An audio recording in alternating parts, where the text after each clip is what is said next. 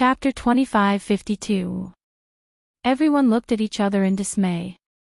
Under June Lioye's cold aura, they finally shut their mouths and went on to discuss other things. These people weren't instigated by this prince. June Lioye brought her out of the restaurant. She was injured and naturally couldn't move around. June Lioye clapped his hands a few times and a hidden guard drove a carriage out of the shadows and stopped in front of the two. June Lioye wanted to help her into the carriage, but she flung him away. She jumped into the carriage herself and got in. June Lioye stopped under the carriage and then got in as well. He explained to her in a deep voice. Liar. Liar. Ji-Yu's entire body was trembling. She bit her lips and closed her eyes, refusing to say a word. June Lioye looked at her for a moment. You don't believe me. Believe him.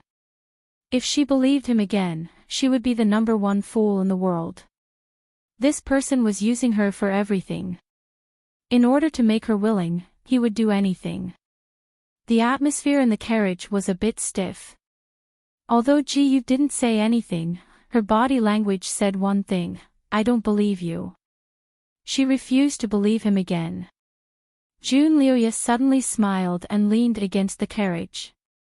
You're sure that these people were arranged by this prince, right? Ji-Yu still didn't answer. Do you think this prince would do something so senseless? Would he make such a low-level mistake? June Lioye's voice was cold. Ji-Yu bit her lips. The people in the restaurant looked like ordinary people and didn't seem like they were arranged by someone. Could it be that what they said was true? No. Of course not. Her imperial father was the most benevolent imperial father. He definitely wouldn't be as cruel as those people said. Fake. It's all fake. He was only using her.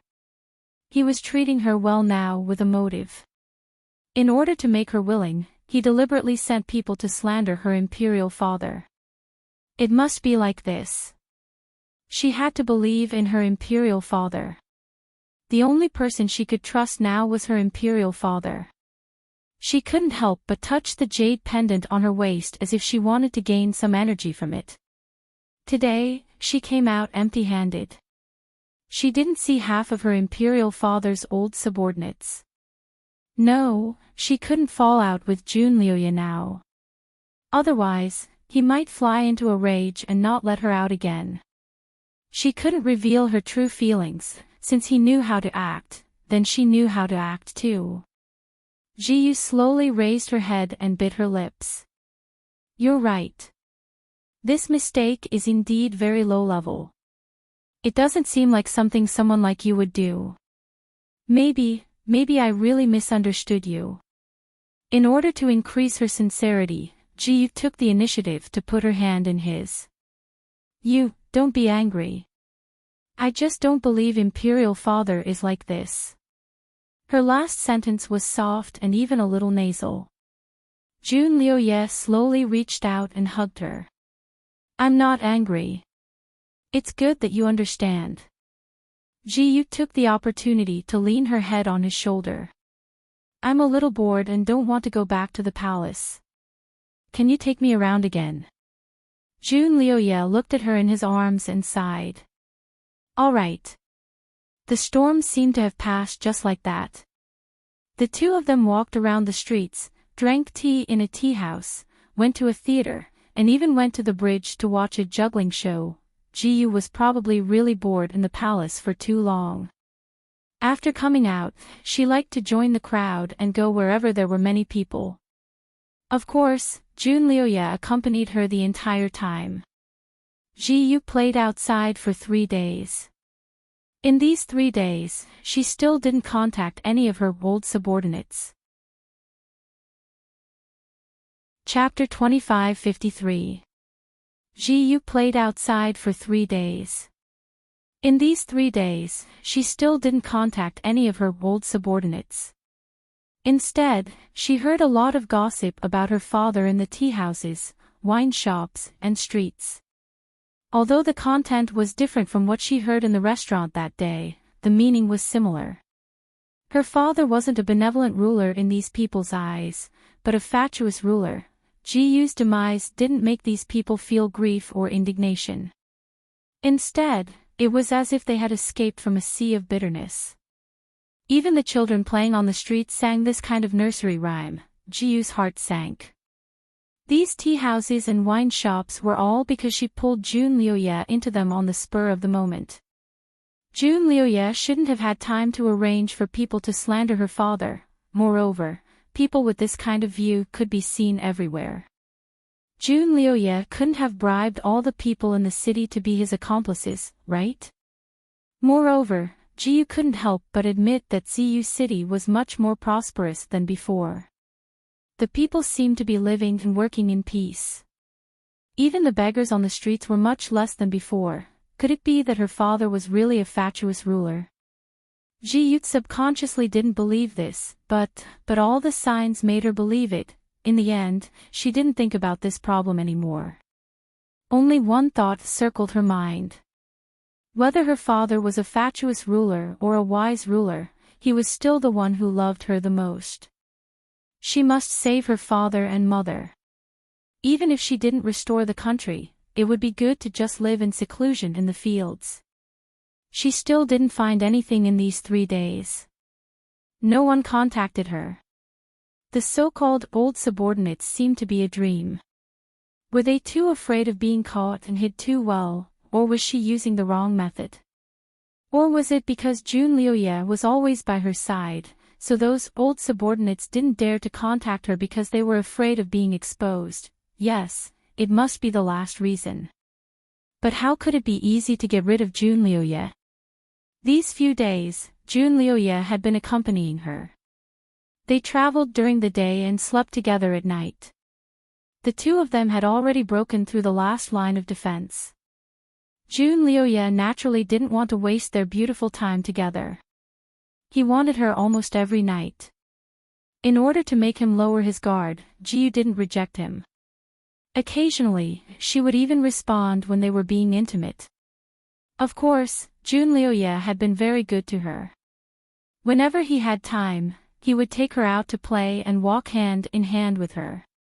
He didn't even try to hide it from his suspected fiancée. That time, when Jun Lioye had brought her out, they had walked across Hongxiang in the palace. Ji-yu had seen with her own eyes how Hongxiang's face had turned pale, but she had still forced a smile to greet Jun Lioye. Jun Lioye had only nodded at Hongxiang, then pulled Ji-yu's hand and left. He did not even look back, as if he did not care about his fiancée at all. He was really good to her, so good that all the maids in the palace were jealous. If she hadn't eavesdropped on their conversation in the Red Cloud's palace that day, Ji-yu would have foolishly fallen in again. Only by replaying those words in her mind over and over again every night could she stop herself from falling in love with him. Princess. Please look towards the southeast window. In an inconspicuous tea house, Ji-yu was drinking tea alone when a child in tattered clothes suddenly ran over and asked her for money. She took out 1 tael of silver and gave it to the child. When the child took the money, he also stuffed a note into her hand. This was the content of the note. Chapter 2554. Ji-yu calmly hid the note in her sleeve and looked in that direction. There was an inconspicuous man sitting at the table. He had a sallow complexion and a small mustache. His appearance was very ordinary, and he was the kind of person who would not be recognized even if he was thrown into a crowd. However, his eyes were a little familiar. Seeing Ji-yu looking over, he smiled at her and casually raised his teacup. The white jade ring on his finger shone brightly. It's him. Ji-yu's heart jumped. Maybe because she had been very obedient these days, Jun Lioye let down his guard. After accompanying her for 3 days, he had other matters to attend to. He was so busy that he was dizzy from day to night. After 2 days of being cooped up in the palace, Ji-yu was a little listless. She asked to go out for a walk. Jun Liuye pondered for a moment and then agreed. However, he sent 4 shadow guards with strong martial arts to follow her. Ji Yu took the 4 shadow guards for a day. In the afternoon, she went to a tea house to have afternoon tea. She didn't expect to get such a pleasant surprise. The person who passed her the note was none other than the son of Ji Yu's great general, Wu Tianxi, Wu Liqin.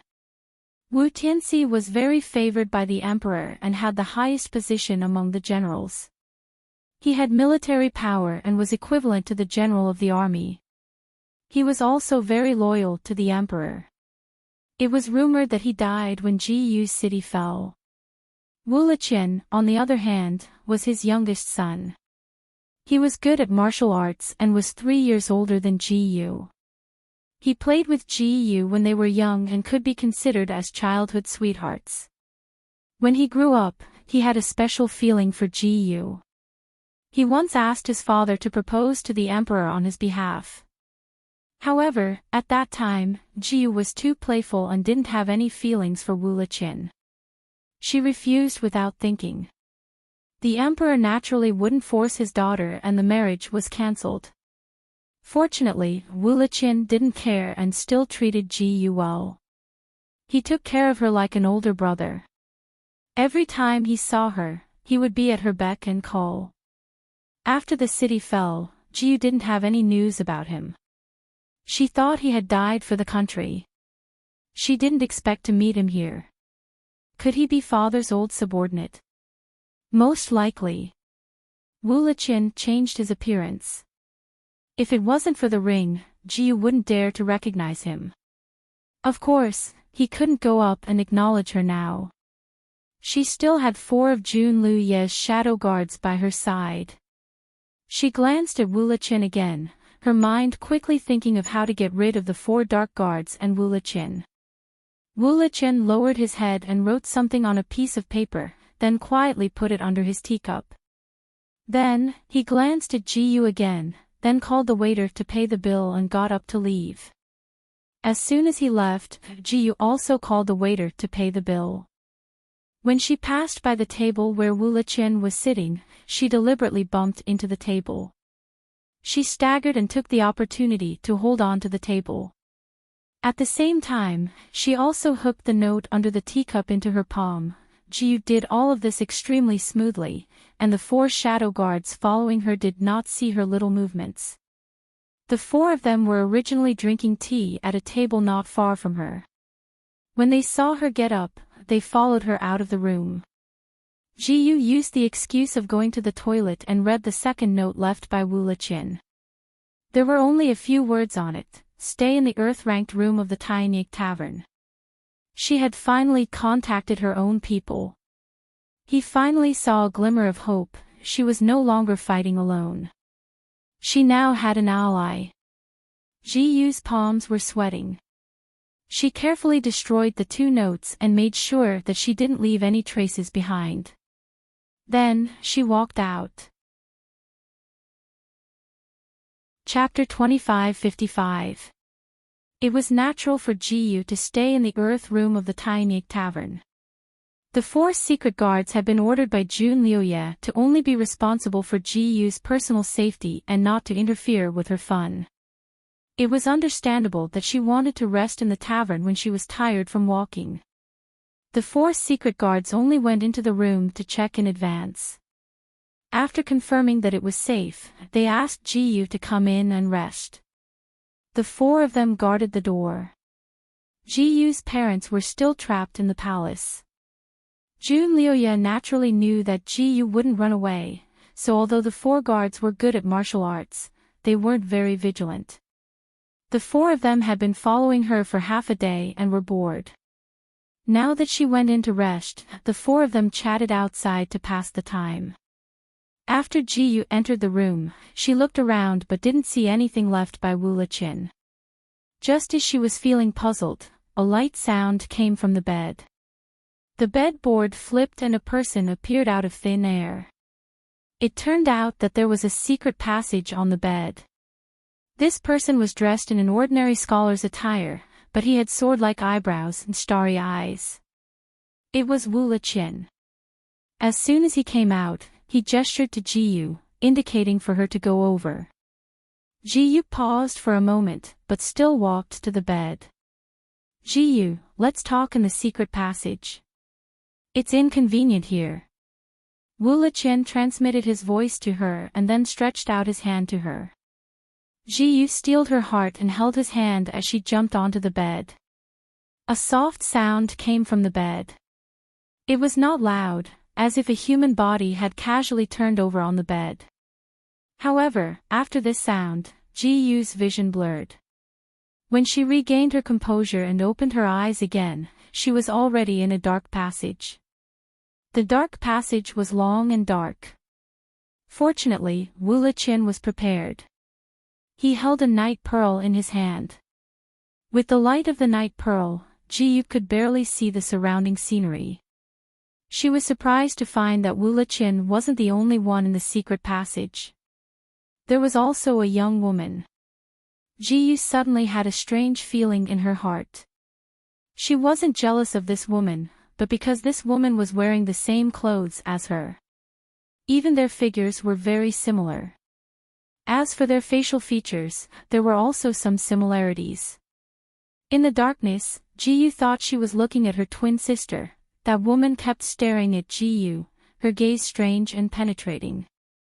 When Jiyu was stared at by her, she had the illusion that she could see through her bones. She is. Jiyu frowned. She didn't like this kind of gaze. Kai-yi, Wu Liqian said briefly and waved his hand toward the girl. Kai-yi, you go up. The woman nodded and pushed open the cover above the secret passage. She flipped over and the cover returned to its original state. The woman also disappeared without a trace. What are you doing? Jiyu was confused. Jiyu, I've finally saved you. This is not the place to talk, I'll take you away. Wu Liqian didn't want to explain more, so he took Jiyu's hand and walked away. Jiyu's heart skipped a beat, but her feet didn't move. You want to take me away? Of course. Jiyu, I came here today to help you escape. God has mercy on me, I've been waiting for this day. You don't know how long I've been planning for this day, how many nights I couldn't sleep. Wu Liqian was still holding her hand, his eyes were full of relief. Well, let's go. I'll tell you the details after we safely escape from the city.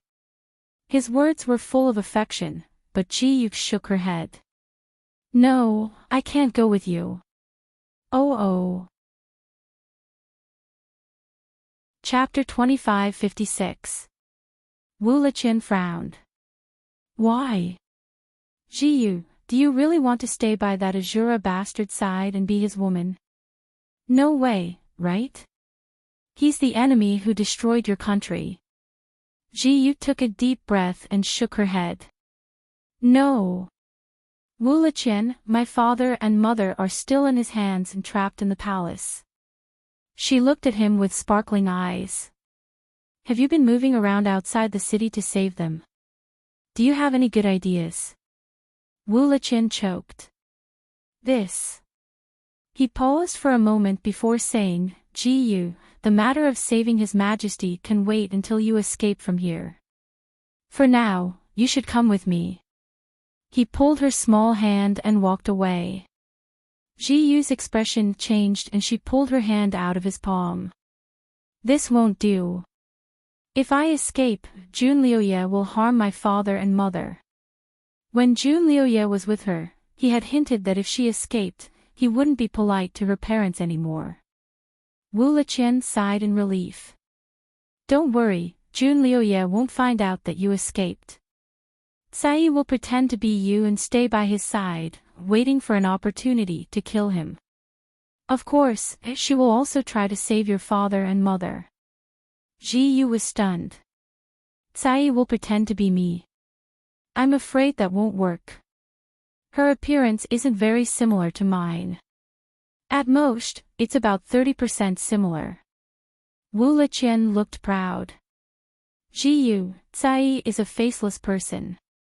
No matter who she pretends to be, she won't be exposed. A faceless person. Ji-yu had heard of such people before.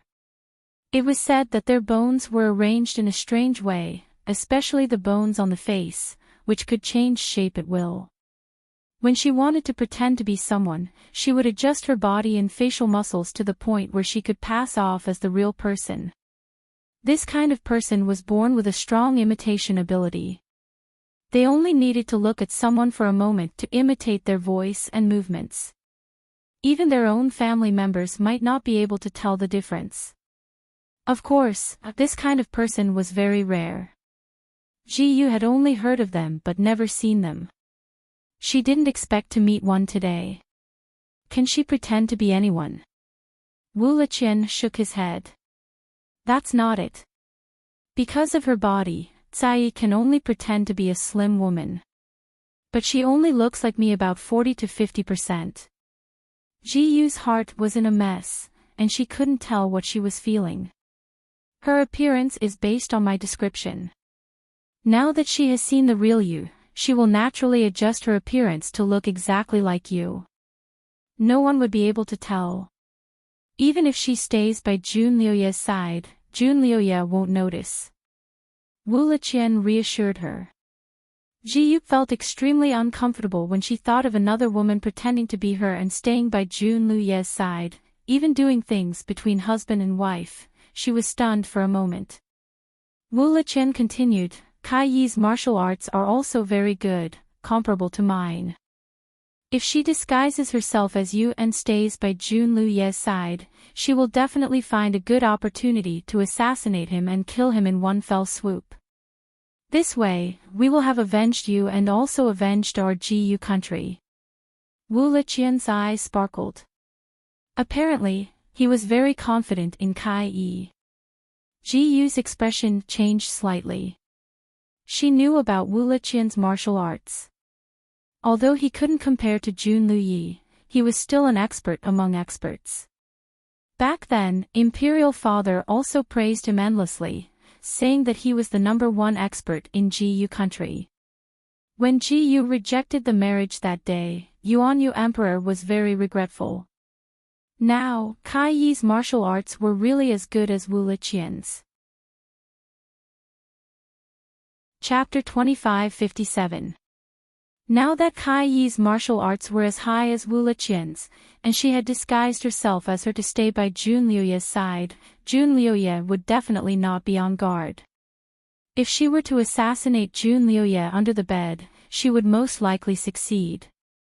The image of Jun Liuye falling down with a face full of disbelief seemed to flash before her eyes.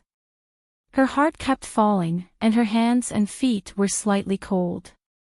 She knew that she hated him, and he was the enemy who had ruthlessly used her to destroy her country. She should be hoping for his death, hoping that he would be killed. If he died, she should be very happy. But Wu Liqian did not know when he had grabbed her hand again. Ji-yu, I've been worried about you these days. You've never been wronged before, and I don't know what kind of torture you'll suffer in his hands. Just thinking about it makes me unable to sleep at night. Ji-yu, his words were sweet, and his eyes fell on Ji-yu's face. His eyes became deeper and deeper, and his voice became deeper. Ji-yu, his palm was hot, and he held her hand tightly. Ji-yu subconsciously wanted to shake him off, but his fingers were holding her so tightly that she could not shake him off. His eyes were also burning, as if he wanted to swallow her up. Ji-yu had never seen him like this, and her heart was slightly flustered. She struggled again. Liqian, let go of me first. Wu Liqian did not let go of her, and instead pulled her into his embrace. Ji-yu, I really missed you. We're finally together. His embrace was hot, and his arms were tightly wrapped around her waist, so tight that she almost could not breathe. Ji-yu's face turned red. He had never dared to treat her like this before. He had always been careful in front of her, looking at her as if she was the moon in the sky. He had never dared to force her. But now, his embrace made Ji-yu irritated. She struggled a few times, but to no avail. Instead, he hugged her even tighter. Anger rose in her heart, and her face sank. She shouted, impudent. Wu-Liqian, let go. Her shout was quite imposing. Wu-Liqian's arm stiffened, but he did not intend to let go. His eyes stared at her, and the bottom of his eyes became more passionate. Ji-yu, we're together from now on. I'll treat you well. He lowered his head and kissed her. Slap. A crisp and resounding slap sounded. Ji-yu couldn't break free from his grip and finally made her move. In her nervousness, she used quite a bit of strength and slapped Wu-Liqian's face to the side, leaving a palm print on his wheat-colored face. You! Wu-Liqian's face suddenly changed. He grabbed her wrist and narrowed his eyes dangerously. You hit me. Ji-yu, I saved you and this is how you repay me. When he was angry, he actually had a dangerous temperament. He was as fierce as an enraged wolf. Ji-yu froze. She was not used to this kind of Wu-Liqian, her wrist was almost crushed by him. She had always been afraid of pain, and her face immediately turned pale.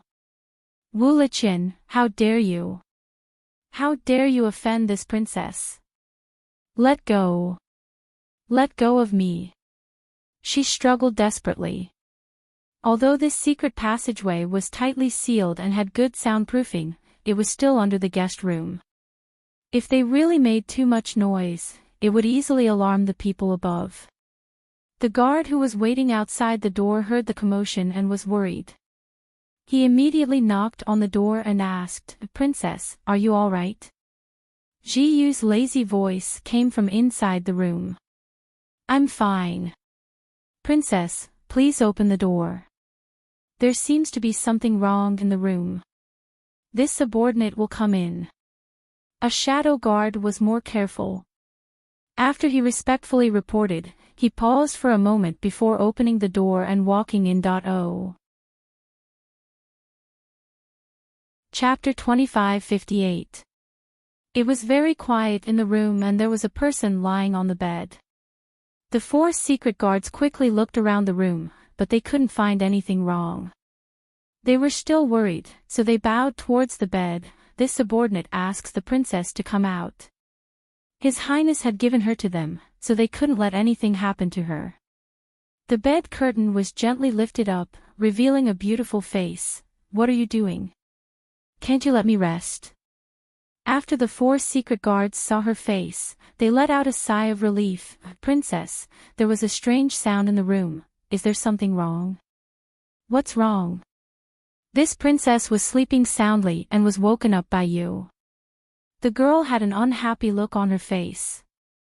The 4 secret guards looked at each other before bowing and saying, Princess, please forgive us. Then they left.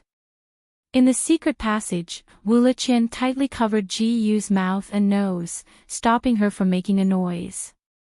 Hearing that it was quiet, he opened his hand a little to let her breathe, but he didn't let her go. All right, it's my fault. Ji-yu, don't make a noise. Ji-yu's face turned red, almost being covered to death by his hand. She could only nod and Wu-Liqian let go of her waist, but he didn't let go of her hand. Ji-yu, this place is dangerous, it's not the place to talk. We can talk after we leave. He quickly pulled her forward. Ji-yu couldn't help running a few steps with him. She was very anxious and shouted, I can't go with you right now. Let go. She felt that something was wrong and didn't want to leave with him. Wu-Liqian, if you don't let go, I'll scream. Her body became tense. Wu-Liqian gave a sigh. All right, don't scream, I'll let go. Letting go, Ji-yu's heart relaxed. When she was about to take her hand back, she felt a pain in the back of her head. Her vision turned dark and her body fell down. When she woke up again, she was in a rather simple and crude room. The candlelight flickered and the room was filled with a dim yellow light. It didn't seem like a building, but rather an underground palace. She moved a bit, but her head was still dizzy and the back of her head hurt. A little maidservant was standing by the bed. When she saw her open her eyes, her face lit up with joy. "Princess, you woke up." Ji-yu looked around and then looked at the servant girl. A bad feeling rose in her heart. "Where is this?" The servant girl smiled. "This is the place where we temporarily discuss matters. Princess, please follow this servant. The Lord invites you in."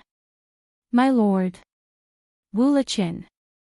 He knocked her out and brought her here, and now he wanted her, the princess, to meet his subordinate. Ji-yu took a deep breath and said coldly, "Let Wu Liqin come to see me." She had her own imposing manner. The young maidservant paused for a moment, then went out to call for her. A moment later, the door opened and two people walked in, one old and one young. When Ji-yu saw the two of them clearly, she suddenly sat up. Her gaze fell on the hale and hearty old man who was walking like a tiger, and she blurted out, "General Wu."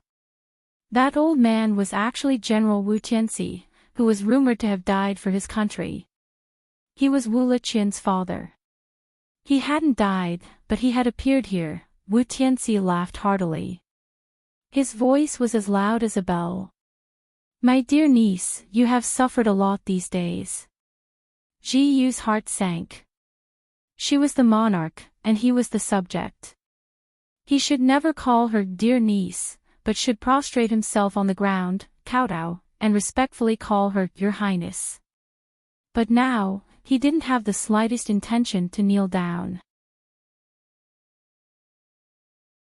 Chapter 2559. Everyone, this is our honorable Princess Ji-yu. The heavens have blessed our Ji-yu empire. We have finally rescued Ji-yu Saintis. From now on, we have to work together to rebuild our Ji-yu empire. On a 3-feet-high platform, Ji-yu, Wu Tianxi, and Wu Liqin stood. Below the platform, there were thousands of Ji-yu Empire's soldiers. Under the illumination of the surrounding torches, the soldiers' faces flickered, like the soldiers of hell in the dark night. Thousands of people lined up neatly, stretching all the way to the depths of the cave. The heavens have blessed our Ji-yu Empire. We pledge our loyalty to General Wu. These people shouted together with an earth-shattering momentum. Wu Tianxi waved his hand in satisfaction and said, "Ji-yu Saintis has been engaged to my son Liqian a few days ago. From today onwards, my Wu family will take on the responsibility of restoring Ji-yu Empire. From today onwards, Ji-yu Saintis will be the Empress of Ji-yu Empire. Everyone will rebuild their homeland under her leadership." He spoke with great enthusiasm, causing the blood of the soldiers below to boil as they shouted their slogans loudly. Ji-yu stood there with a pale face, pursing her lips without saying anything. Yesterday, after she met Wu Tianxi and his son, she talked with them for a while. According to Wu Tianxi himself, that day, he fought a bloody battle with the enemy. However, he was outnumbered and lost in the end. He was supposed to die for his country, but because of his heavy injuries, he fainted on the battlefield. Wu Liqin carried him out of the pile of corpses and luckily escaped with his life. The father and son pair then secretly found a few trusted surviving generals and fled into the depths of the mountains. In the depths of the mountains, they inadvertently discovered this former dynasty mausoleum that could hold 10,000 people. They secretly contacted their old subordinates, and gradually, these several thousand soldiers were gathered. Everyone here prepared their troops and waited for the right time to restore Ji-yu Empire. A few days ago, they learned that Ji-yu was not dead, so they began to plan a rescue plan. They secretly watched for many days, and finally made their move today. Wu Tianxi spoke passionately, saying a lot of plans to restore the empire, but he did not mention anything about rescuing the full moon emperor. He was just asking for credit from Ji-yu. In the end, Ji-yu couldn't help but tell Wu Tianxi that her father and mother were still alive and imprisoned in the palace. She asked Wu Tianxi to find a way to save them. Wu Tianxi was vague. One moment, she said that His Majesty would definitely try to rescue her. The next moment, she said that the palace was heavily guarded. It was simply a fool's dream to rescue someone from inside. The more Ji listened, the colder her heart became. This Wu Tianxi could be said to be her father's most trusted minister, and also the most loyal one. The day before yesterday, her imperial father had told her that it would be great if Wu Tianxi was one of his former subordinates. He would definitely risk his life to save them. Now, Wu Tianxi was indeed not dead, and he had gathered so many subordinates, but he had no intention of saving the emperor. Although Ji Yu was bitterly disappointed, she also knew that this was not the time to throw a princess tantrum. She could only lower her voice and beg in every possible way. Wu Tianxi readily agreed, but then he changed the topic. He said that the full moon emperor used to be a slave, so he didn't do much to the existing soldiers. Now that everyone was in danger, he had no good reason to encourage these people to take such a big risk to save the full moon emperor. He talked a lot, but the overall meaning was that he did not have the right to give a death order to save the full moon emperor, so he must have another identity. Ji Yu naturally asked him what identity he wanted, but he told her his ultimate goal. Chapter 2560. He wanted Ji Yu to marry his son, Wu Liqian. This way, they would be a family and he would have a legitimate reason to save the Yuanyue emperor and his wife. His words made Ji Yu speechless, as if she was struck by lightning. Although she and Wu Liqian grew up together, she didn't have any feelings for him. Now, he wanted her to marry him. She found it hard to accept and her first reaction was to refuse.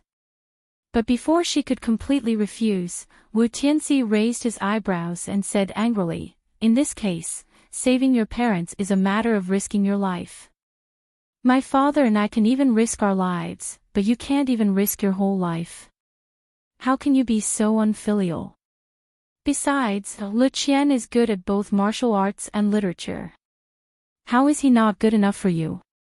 Besides, you two grew up together. Liqian likes you very much.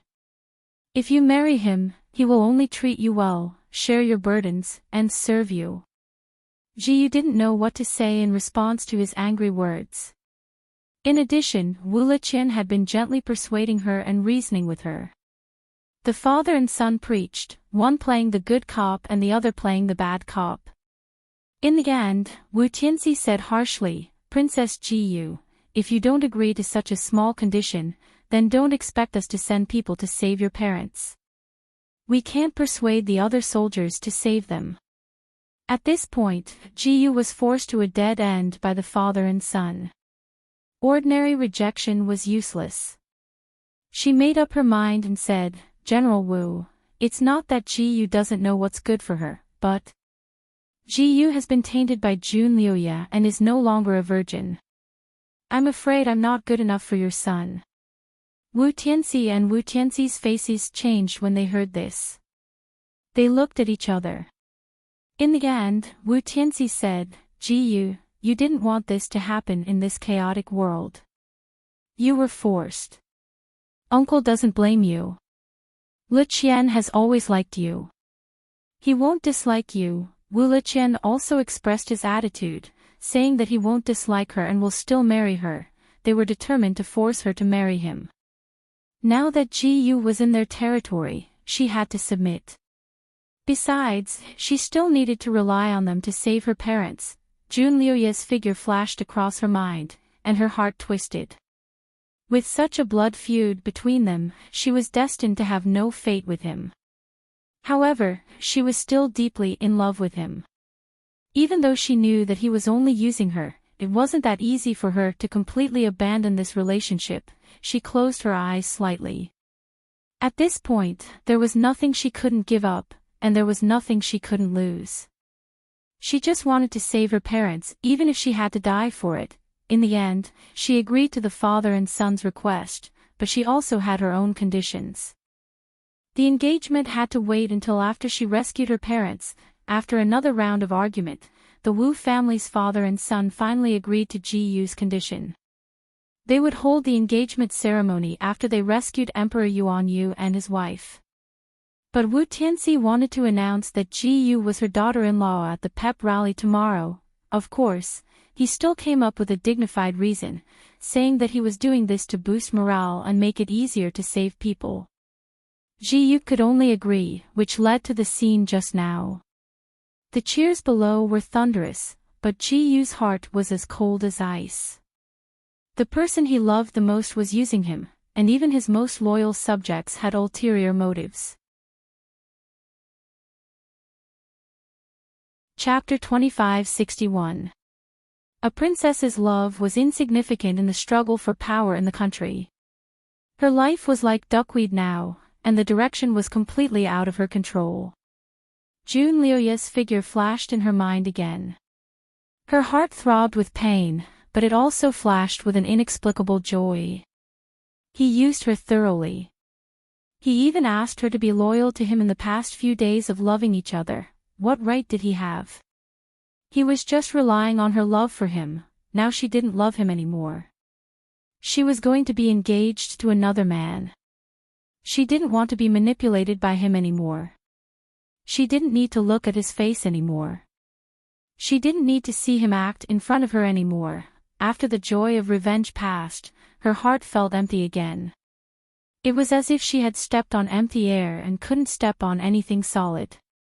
Perhaps it was because of her cooperation, or perhaps it was because she had already accepted her fate at this point, but Wu Liqin was happy. He pulled her around the mausoleum to show off. This underground mausoleum was very big. There were many forks in the road, like a spider's web. It was easy to get lost if you weren't careful. There were many coffins in the side halls of the mausoleum, but there were no corpses in them, only countless weapons.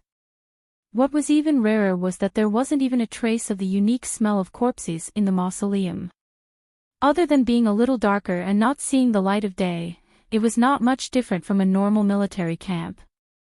Ji Yu even saw a spacious side hall filled with food, vegetables, and fruits. It could be considered a grain storage. Of course, this place was heavily guarded. If Wu Liqin hadn't brought her here, she wouldn't have been able to reach this side hall. Ji Yu grew up in the palace, so she didn't know anything about military matters. But after walking around, a ball of doubt rose in her heart. The things in this mausoleum were too complete. Armory, grain storage, everything was available here. There were even many important paths with powerful mechanisms. Once an enemy invaded, these mechanisms would be activated, achieving the effect of one man guarding the pass and 10,000 unable to get through. How did this look like a mausoleum? It was more like a secret military stronghold. She also paid attention to the soldiers. These soldiers walked with vigor and looked very spirited. It didn't seem like they had been injured. More importantly, the armor on their bodies was bright and new. It did not look like they had suffered a defeat at all. Even their weapons were shiny, as if they had just been polished. Where did these weapons and armors come from? How did they manage to transport so much food? With June Liuya's iron-blooded military methods, it would be as difficult as ascending to the heavens to steal these things. The only possibility was that these things had been prepared here a long time ago. This mausoleum was probably not a real mausoleum, but a secret military fortress. Looking at the freshness of the armor and food, they seemed to be from within the last 1 or 2 years. Ji Yu's limbs suddenly turned cold. He was afraid that this so-called mausoleum was not accidentally discovered by Wu Tianxi and his son.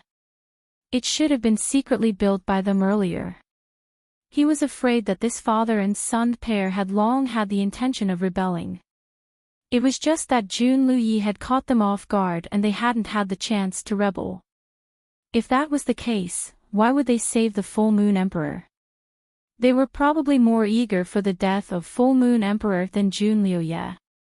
That way, they would only need to control her as a puppet and use her to summon the real old subordinates of Ji Yu country. There was a wolf in front and a tiger behind. What should she do? Gu. Wu Liqian held her hand and asked suspiciously, "What are you thinking of?" Chapter 2562. Jiyu suddenly came back to her senses. The series of events had made this naive girl who couldn't hide anything now know how to hide her emotions. Even if she saw through Wu Tianxi and his father's true colors, she couldn't expose them now. She pursed her lips. "I'm thinking about my father and mother. If they see everything you've prepared, I'm afraid they'll be very happy.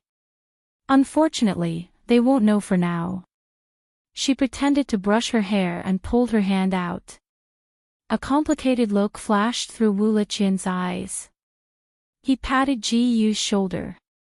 "That's true. Don't worry, we'll try to save them." Ji Yu shook her head. "I can't be at ease. If Jun Liuye finds out that I came with you, he'll be angry and do something to my parents." Wu Liqian comforted her. "Don't worry, he won't find out. Cai's disguise is the best in the world. No matter who she pretends to be, there won't be any mistakes. I've already sent people to investigate." After Cai went back with the guards, there was no movement from the palace. This morning, our people saw them walking hand in hand in the palace garden. They were very loving. Ji Yu was speechless. Her heart felt like it had been stabbed by a knife. She paused for a moment. When she was by Jun Liuye's side, he wouldn't let her go every night. Then last night, did he and Cai, he should have. Otherwise, if he saw through her disguise, why would he be willing to travel with her this morning? However, it was fortunate that he didn't recognize her. If he did, he would know that she had escaped. Then, her parents, strange. Jun Liuye was so smart that he couldn't tell the difference between the person sleeping next to him and the fake. Or was Wu Liqian comforting her? Ji Yu's heart burned. For a moment, she didn't know whether she wanted the news to be true or not. She stood there in a daze. "Ji Yu, don't worry. As long as Jun Liuye can't see through Cai's disguise, he won't be on guard against her, especially in bed. Cai's skills in this area are top-notch. She can make a man want to die.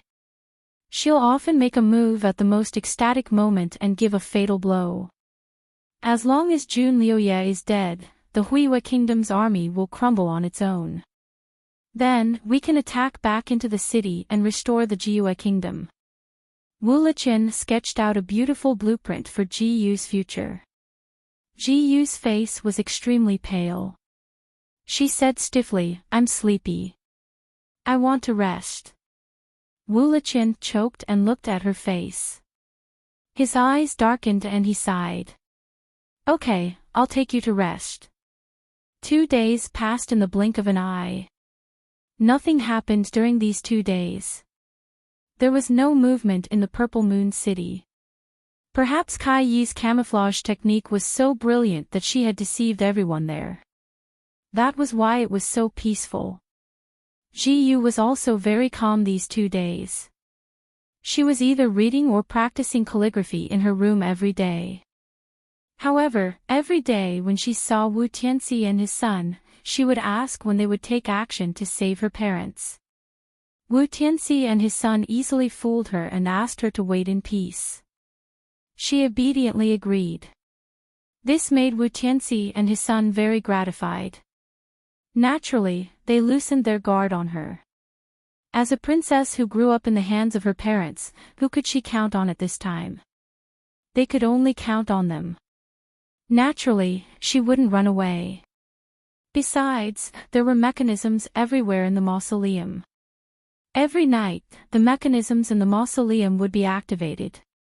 Only Wu Tianxi and his son, as well as some trusted soldiers and patrolling soldiers on duty, knew how to avoid it. Even if a little princess like Ji Yu wanted to escape, she couldn't escape from the mausoleum. Therefore, every night, Ji Yu would only have a little maid who wasn't very good at martial arts to serve her. And this was what Ji wanted. Chapter 2563. The tunnel was long and deep, and the everlasting lamps on both sides were swaying. Ji was wearing a soldier's uniform and was walking quickly in the tunnel. Password. A group of patrolling soldiers appeared from the darkness and shouted. Purple moon rises from the east. Ji answered in a low voice. The patrol didn't doubt her and stepped aside to make way for her. Ji didn't even look back as she strode forward. She turned into one tunnel, then another. Along the way, she met 4 or 5 patrol teams, but because she said the right password, she passed through safely. Ji was originally a person with no sense of direction, and it was easy for her to get lost, but the successive disasters made the once carefree and innocent princess grow up quickly. The mausoleum had such a complicated path, but she had memorized it in just 2 days. She even figured out the mechanisms inside, and after passing through several secret passages, she didn't touch any of them. Finally, she approached the entrance of the mausoleum. There was a tall and sturdy man guarding there. When he saw Ji hurrying over, he frowned and said, "Password." Ji said the password and thought that the man would leave without saying a word, but she didn't expect him to reach out his big hand and said, "Token." Ji paused for a moment. For the first time, she knew that she needed a token to get out of the mausoleum. She didn't hesitate and put her hand in her sleeve and said slowly, "The token is here." Before the last word was finished, a cold light flashed and stabbed toward the man's forehead. This move was as fast as lightning, and the angle was very strange. The man was caught off guard and was hit by her. Chi! The short sword entered the man's brain. The man groaned and his huge body fell down. Ji gritted her teeth and supported him, so that he wouldn't disturb the others. Then, she dragged his body to a hidden corner, and flew out of the only exit of the mausoleum. Her heart was beating fast. Her slender hand was still stained with the man's blood, but the hand holding the sword was very stable and didn't tremble at all. The purple moon was high in the sky outside, and the wind in the dense forest was soft, bringing the fragrance of the plants, which seeped into her heart. Ji hadn't seen the sun for a few days. She stood at the entrance of the cave and couldn't help but take a deep breath. Taking in a breath of fresh air, it was as if her lungs, which had been curled up all this time, had opened up. She didn't dare to stay at the entrance of the cave for too long. After exiting the cave, she immediately flew into the dense forest. Only by escaping into the vast mountains would she have any hope of obtaining true freedom. Now, she was only one step away from freedom. She had just entered the dense forest when her feet suddenly stopped and her entire body froze. A man walked out from behind a large tree. He was tall and slender, with sword-like eyebrows and bright eyes. His black clothes almost blended in with the surrounding darkness. Wu Liqian, Little General Wu. His black eyes were heavy as he looked at Ji from head to toe. Finally, his gaze landed on her small blood-stained hand and he sighed softly. Ji, you didn't even dare to kill a rabbit. But now, you killed a person without even blinking. Ji lowered her eyes and said faintly, "People change." Suffering had forced her to grow up. Her clear gaze landed on him. "You guys are the same." Wu Liqian sighed. "Ji, I haven't changed at all." Ji smiled softly.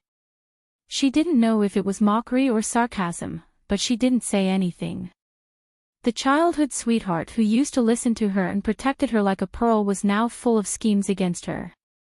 How could he say that he hadn't changed? Chapter 2564. Fake. Just like Jun Liuye, he is also a fake. It is all for power and the so-called ambition. Love cannot withstand a single blow in front of these. Wu Liqian seemed to be pierced by her gaze. Ji, where do you want to escape to? Ji Yu still did not speak. Wu Liqian looked at her for a moment and his handsome face turned cold. You want to find Junliuye, don't you? You can't forget him at all. Have you forgotten that he is your enemy who destroyed your country? Don't you know that he is only using you? Ji Yu pursed her lips and suddenly sneered. Wu Liqian, don't tell me that you are not only using me. How are you better than him? Wu Liqian choked and looked at her with a complicated gaze. After a long time, he sighed and said softly, Ji Yu, I don't know about others, but I am sincere to you. I really like you. I admit that my father has long had the intention to rebel, but I never wanted to hurt you.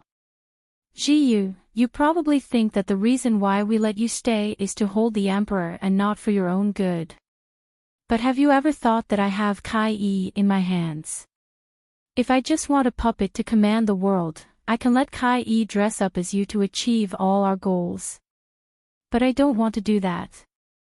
I am worried about you, so I persuaded my father to make this plan and take the risk to use Kai Yi to replace you to save you. Ji Yu, do you still think that I am purely using you? Ji Yu's eyelashes drooped and she smiled faintly. Wu Liqian, do you think I am stupid? You used Kai Yi to replace me not just to save me, but to let Kai Yi use my identity to assassinate Junliuye. Only by killing him can you have the hope of dominating the world, right? But have you ever thought that once Kai Yi kills Junliuye, will my father and mother still have a way to live? Although Junliuye was using her, he had temporarily spared her parents' lives. Once he was assassinated, his subordinates would definitely retaliate. The first thing they would do was to kill the Yuanyu emperor and his wife. Ji Yu had thought about this point clearly enough. Wu Liqian was stunned. He didn't expect that Ji Yu could think through such a complicated matter so thoroughly. She was no longer the innocent little princess who didn't know the sorrows of the world. So you're saying that you ran away this time to find Junliuye and continue to be his woman in exchange for your parents' temporary safety? Wu Liqian's expression didn't look too good.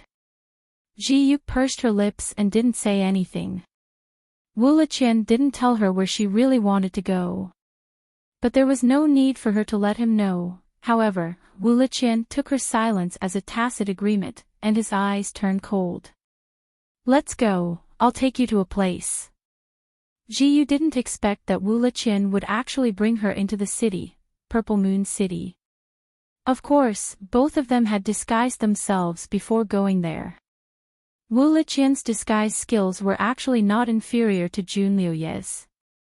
He used some utensils and props to rub and pinch Ji Yu's face. In less than an hour, Ji Yu had become a completely different person. She had an ordinary, pockmarked face and was dressed in coarse clothes. She looked exactly like a village woman. Wu Liqian himself had also disguised himself as a village man with a dark complexion. When he stood next to Ji Yu, they looked like a pair. The full moon hung in the sky, as big as a jade plate. It hung there, shining down on the crowd below. When Ji Yu entered the city, she found out that today was the Autumn Moon Festival of Ji Yu country. Every house was decorated with lanterns and streamers, and the streets were filled with people. It was very lively. Chapter 2565. Ji Yu's footsteps were heavy. In the past, her father would lead the civil and military officials to the inner city gates to offer sacrifices to the heavens. Of course, he would also enjoy the festivities with the people. After the sacrifice, he would also bring her and her mother to the meteor tower to admire the moon. The family would be happy and harmonious. But now that her parents were prisoners, her life was also like duckweed. The people were still as happy as before, but the people in power on the city gate tower had changed. Ji Yu was now like the rest of the people, crowding under the city gate tower and looking up at the people on the city gate tower. The city gate tower was very tall, and there were dozens of palace lanterns hanging on it. The city gate tower was brightly lit, and people could faintly see the people on it. After 4 days, Ji-yu finally saw Jun Liuye again. As usual, Jun Liuye's face was completely covered by a silver ghost mask. His purple robes were overflowing with colors under the moonlight. Standing beside him was the daughter of the Huiwa country's prime minister, Hong Xiang. Behind them were his subordinates and a few respected elders in the city. Ji-yu finally saw Tsai. It could also be said that she saw another version of herself. When they met last time, Tsai only looked like her, but now she looked 10% like her. She stood slightly behind Jun Liuye with her eyes slightly lowered and her mouth slightly pursed. Even her expression was no different from Ji-yu's usual. No wonder Wu Liqian was so confident in Tsai. She actually had this kind of ability. Ji-yu almost suspected that if she returned to her original appearance and stood beside Tsai, then held hands and spun around twice, no one would be able to tell them apart. Even twins wouldn't look so similar. No wonder Jun Liuye couldn't tell them apart. No wonder he could pretend that Tsai was her and keep her by his side. Ji-yu stood there and forced herself to ignore the bitterness in her heart. She looked at the 3 people.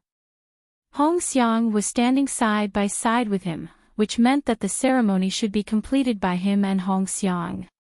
And at this time, the ceremony should be held by the emperor and empress. He was finally willing to admit that Hong Xiang was his future wife in front of the world. Ji-yu, who represented Kai Yi, was also standing behind him. So, he wanted to give Ji-yu the status of a concubine. It seemed that Tsai was quite resourceful. She had only been by his side for 4 days, but she had risen from a bed slave to a concubine. Ji-yu, did you see that?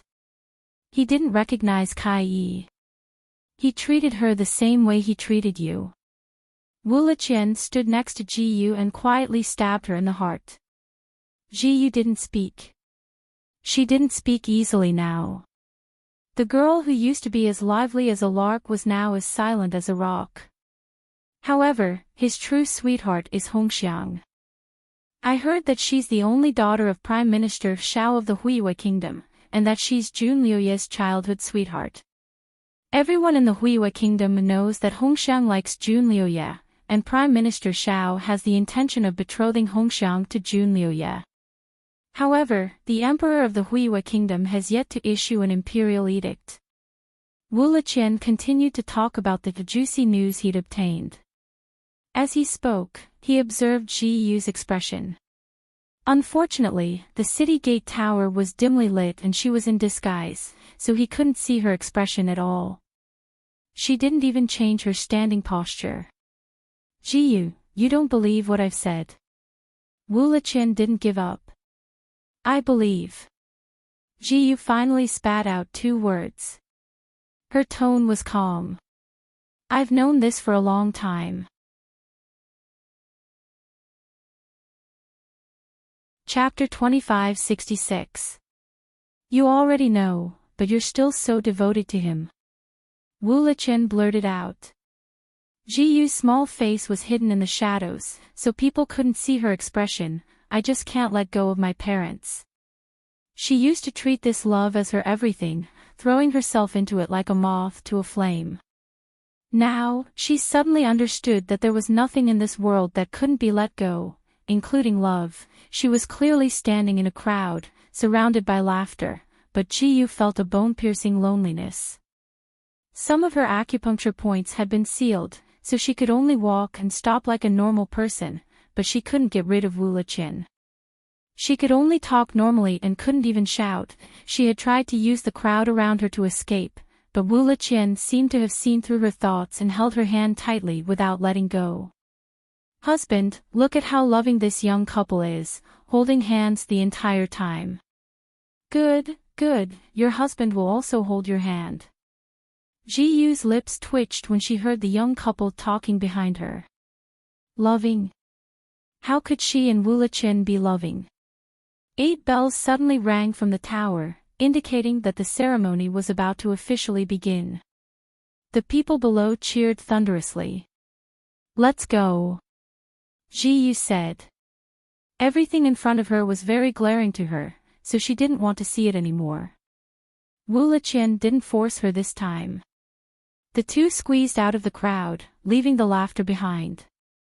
Because most people ran to the tower to watch the ceremony, there were fewer people in other places. The two strolled along the main street. Time slipped away unknowingly, and the tower began to light up with fireworks. Red, purple, fiery trees and silver flowers bloomed in the sky, attracting everyone's attention. Ji didn't have any interest in looking back. Ji, where do you want to go? Wu Liqian asked her. Didn't you want to take me back? It's fine now. Ji coldly said. Since she couldn't get rid of him, she could only accept her fate and think of a way in the future. Wu Liqian looked at her small face and suddenly sighed. Ji, I will try to send a message to Cai and have her postpone her plan to assassinate Jun Luyi.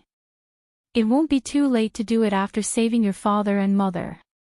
Ji suddenly stopped, and her dim eyes lit up. Really?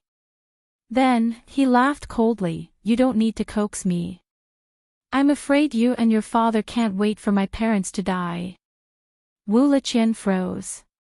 Back then, he and his father had indeed planned to do so. But now, he didn't want Ji to feel despair again. She had suffered enough blows, and every blow was cruel to a man, not to mention Ji who had grown up in a honey pot. She was already strong enough to not break down until now. Ji, I'll convince my father to save your parents first. At most, I'll put them under house arrest for the rest of their lives, but I won't harm their lives. Wu Liqian finally spoke the truth in his heart. Ji's heart, which had been submerged in ice water, suddenly had a glimmer of hope because of his words. Now that things had come to this, she had no intention of reviving her country. That was just a fool's dream. She didn't ask for much. She just wanted her parents to be well and live a peaceful life. But could Wu Liqian's words be trusted? After being tricked so many times, Ji no longer believed anyone. No matter what she heard, she would discount it in her heart. Chapter 2567. Wu Liqian could guess what she was worried about at the moment. His blood was boiling. He raised his left hand and pointed his thumb at the moon in the sky. He said solemnly, I solemnly swear that I will save the Yuanyue Emperor and his wife first before I do anything else. If I violate this oath, may I be struck by lightning. Ji was shocked. The oath made to the moon on the night of the full moon in Ji was the heaviest. No one would violate it. Otherwise, there would be a risk of breaking the oath. Wu Liqian was serious. Ji's eyes finally lit up, as if she finally saw a glimmer of starlight after walking in the dark for a long time. However, Ji, saving His Majesty is indeed very risky. We need to think about it carefully. I can't guarantee that I can save His Majesty, but I will try my best. Wu Liqian stared at Ji's eyes and said seriously. Ji nodded slightly. She also knew that it was very difficult, but there was still hope. Kai Yi was not exposed, so everything was normal in the city. Wu Liqian also relaxed his vigilance. In order to make Ji happy, he proposed to find an inn in the city to rest for the night before going back. Behind them, the people who were watching the fun in the city tower came back. They were discussing the grand ceremony of the heaven worship ceremony, and they were all excited. The capital was covered with crowns, and the people were all haggard. Ji didn't want to see this, nor did she want to hear this. She was about to take a few steps to avoid them. But a child's words directly stopped her in her tracks. Mother, are we going to kill the emperor tomorrow? I want to see it, I want to see it. Children shouldn't watch such bloody things. How about I take you to ride a horse tomorrow? No, I want to watch the emperor being killed. But that's not suitable for children, wife. Xiao Bao is a boy after all. He needs to train his courage so that he can grow up to be a man in the future. Besides, killing the emperor is not something that you can see all the time. Yes, mother, I want to be a man. Become a man. Okay, you two can watch it tomorrow. I don't want to watch it. It's so bloody that I'm afraid of nightmares. It was like thunder. Ji Yu's whole body was frozen. She almost thought that she was hallucinating. She slowly turned around and opened her mouth to ask something, but she found that her mind was blank. Wu Liqian's reaction was faster. He stopped the family who were talking and laughing and interrupted, "Tomorrow? Which emperor? Of course it's the captured full moon emperor. Who else could it be? Brother, didn't you hear the emperor's announcement just now?" The man from the family of 3 asked in surprise. We thought it was too crowded inside, so we came out long ago. Brother, you must have heard the whole story. Tell us about it. Wu Liqian was an expert at getting information out of people. He quickly started a conversation with the family. In just a few words, he had already figured out the ins and outs of the whole matter. As it turned out, the one presiding over the ceremony was not Jun Liuye, but Jun Lufeng and Hong Xiang. This was because Jun Lufeng had already been appointed as the city lord of Ziyue City by the Huiwa Kingdom's king, while Jun Liuye was still the commander of the 3 armies. There were no other promotions, and it was rumored that he would be leading his troops back to the kingdom soon. As for Hong Xiang, she was the daughter of the prime minister and could be considered the most honorable woman here. She was suitable to be a helper. After the ceremony, Jun Liuye came up with Cai and announced in public that in order to appease the anger of the people and to comply with the way of heaven, Emperor Yuan Yu and his wife would be beheaded at Xian Yuan stage at noon the next day.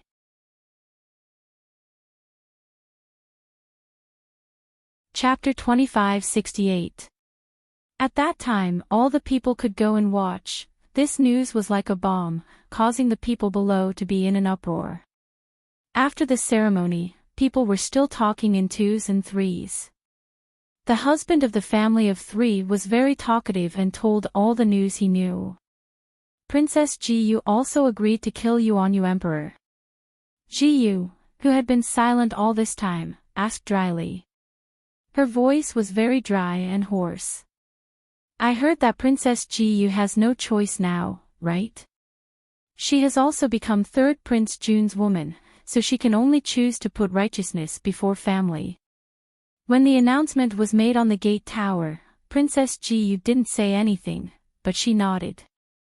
Ji Yu, the family of 3 finished gossiping and laughed. In fact, it was not only this family of 3 who were talking about this matter on the street, other people were also talking in 2s and 3s. Their saliva was flying everywhere, as if they were talking about interesting gossip. Wu Liqian pulled Ji Yu, who was as stiff as a stick, and walked forward. Let's go back first. Ji Yu felt like she was stepping on cotton. She staggered a few steps and knelt on the ground once. Fortunately, Wu Liqian had been holding her arm, otherwise she would have been lying on the ground directly. Her knee was also injured. Her hand was as cold as ice, and her whole body was sluggish. Wu Liqian said a few words to her, but she didn't react. Wu Liqian was also afraid of attracting attention, so he simply pulled her and walked quickly. Don't worry, we will go back and think of a way. Ji Yu suddenly stopped. She used a lot of strength, and Wu Liqian was not prepared for it, so he almost staggered. Ji Yu. Ji Yu's hands and feet were trembling, and she said word by word, I don't believe it. I don't believe that he would do this to me. I will go and ask him myself. I'm going to fight it out with him. She turned around and ran back in the direction of the city gate tower. Suddenly, the back of her head became numb, and her head became dizzy, and she fell down. Wu Liqian had no choice but to knock her out and held her in his arms. She was as light as a feather, as if she could be blown away by the wind. Ji-yu, I am sorry, let's go back first, we will talk when we go back. Wu Liqian carried her and walked away. He wanted to take her out of the city, but because it was late at night and the gate was closed, he couldn't silently jump over the tall city wall with a person in his arms, so he could only turn back. The sun was shining brightly, illuminating the entire earth. Xianyuantai, a very grand place, is actually the place where Ji-yu country executes ministers who have committed crimes. Every time a minister broke the law or angered the emperor would just casually say, "Push him out and behead him." These ministers would be pushed here to be beheaded in public. This used to be the place where the majesty of the royal family was established. It was also the place where the ministers trembled with fear. In the past, when the ministers were executed, the royal family would gather the civil and military officials as well as the common people to watch. If it was a major case, the full moon emperor would even personally supervise the execution on the stage. The execution of an emperor was a once-in-a-century event. The entire Purple Moon City was in an uproar. It was not noon yet, but there were already many people gathered under the Xianyuan stage. As far as the eye could see, it was densely packed with people. It was the beginning of autumn. The weather was still hot and the sun was scorching. Everyone was drenched in sweat and stretched their necks to look into the distance. Time ticked by, and at 9:30 in the morning, the crowd in the distance suddenly surged. The shouts of soldiers could be heard.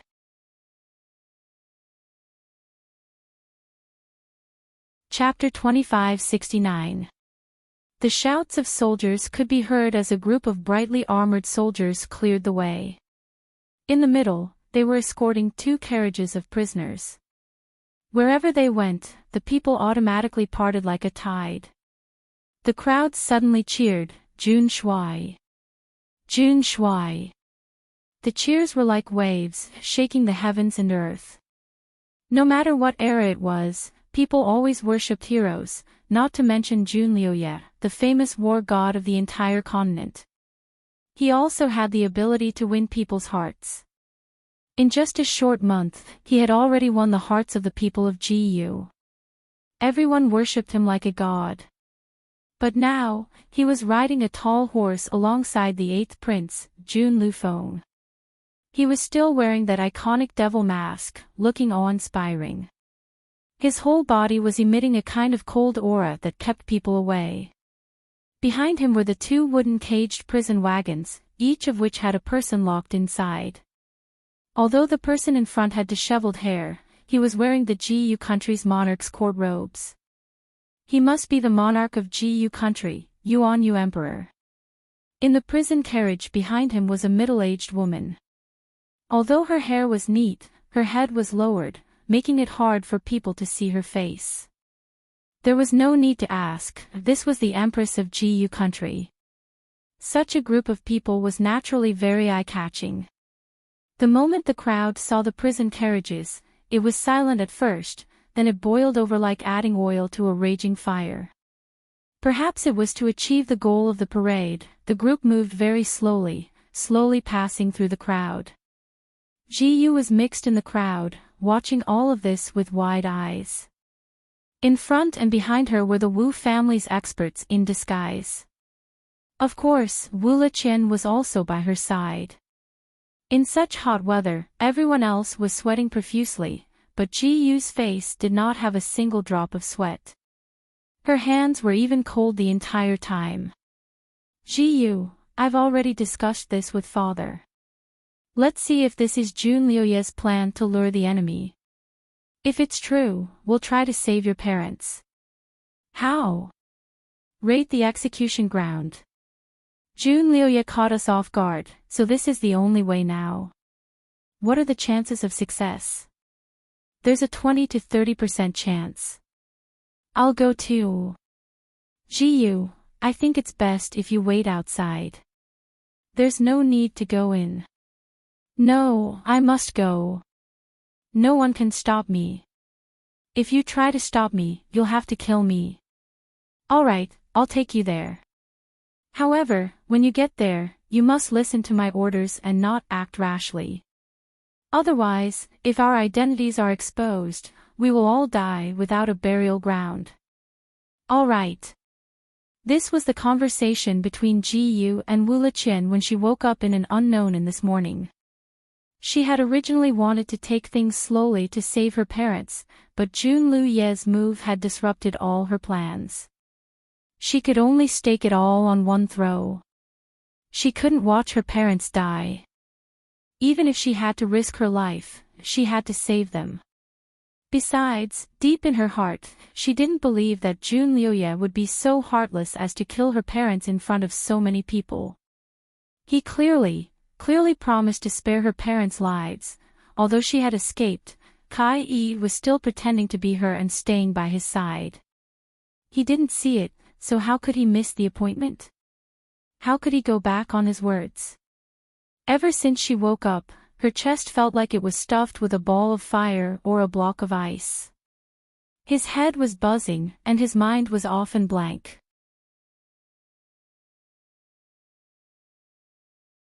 Chapter 2570. Her head was buzzing and her mind was often blank, but there was only one thought in her mind. No matter what, she had to save her parents. If she couldn't save them, she would rather be buried with them. Raiding the execution ground was easy to say, but the chances of success under the watchful eyes of this Azura war god were minuscule. If it really didn't work, she would rush out and reveal her identity. But would Jun Liu-ye give her face? He was only using her. He even spared her parents' lives so that he could make better use of them. Then, was this so-called execution of the emperor a trap to lure Ji-yu's former subordinates outside the city to raid the execution ground? Wu-Liqian had also analyzed this to her, saying that this was most likely a trap. A trap that wanted to catch all of them in one fell swoop. If this was a trap, if they didn't show up and fall for it, her parents wouldn't really be killed. Thus, Wu-Liqian repeatedly reminded Ji-yu to stay calm and not act rashly before coming. To be on the safe side, he sealed Ji-yu's mute acupoint and some of her acupoints so that she could walk freely, but she couldn't use her martial arts. This was to prevent her from rushing out in a fit of anger. At this moment, they had all changed their appearances and blended into the crowd like ordinary people, not revealing anything. Ji-yu was also trying her best to calm herself down. Wu-Liqian kept holding her hand to prevent her from getting lost. The other experts naturally fanned out around her, protecting her closely. When the group of people arrived with the prisoner carriage, Ji-yu's eyes widened. She was quite far away, but she could clearly see the people in the carriage. It really was her imperial father and imperial mother. Looking at their figures and the side of their faces that appeared and disappeared, it was all the same. Although she had mentally prepared herself, when she really saw them, the impact on Ji-yu wasn't small. Her parents had always lived a life of luxury. When had they ever suffered like this? She couldn't help but take 2 steps forward, but she was pulled back by Wu-Liqian. She suddenly turned back, and Wu-Liqian shook his head at her, indicating for her to calm down. Ji-yu took a deep breath and forced herself to calm down. Her gaze fell on Jun Liu-ye in front of her, and her eyes were almost bloodshot. This person played with her feelings in the palm of his hand. Not only did he cause the destruction of her country, he even wanted to kill her. Could it be that men who play politics are all so ruthless? What was love in his heart? What was she to him? Not even a single strand of straw would be of any weight. Her eyes stared straight at Jun Liu-ye, who was slowly moving through the crowd on a tall horse. Her eyes were filled with undisguised hatred. There were too many onlookers and it was crowded. From time to time, there were impatient people squeezing in and out of the crowd. A burly man almost bumped into Ji-yu in the process of squeezing. Fortunately, Wu-Liqian blocked him in time. The other experts also quietly squeezed over, forming an invisible human wall around Ji-yu, preventing others from approaching. Ji-yu didn't notice this. Her eyes were only on the prison carriage. She wanted to break open the wooden cage, save her parents, and then run away. The group of people finally arrived at Xianyuan stage. The prison carriage was opened on the stage, and two soldiers roughly dragged the prisoners out of the carriage. Ignoring their struggles, they forced them to kneel on the ground. The two brothers, Jun Liuye and Jun Lufeng, as well as another official who didn't seem to have a low position, were surrounded by guards as they sat on the execution platform.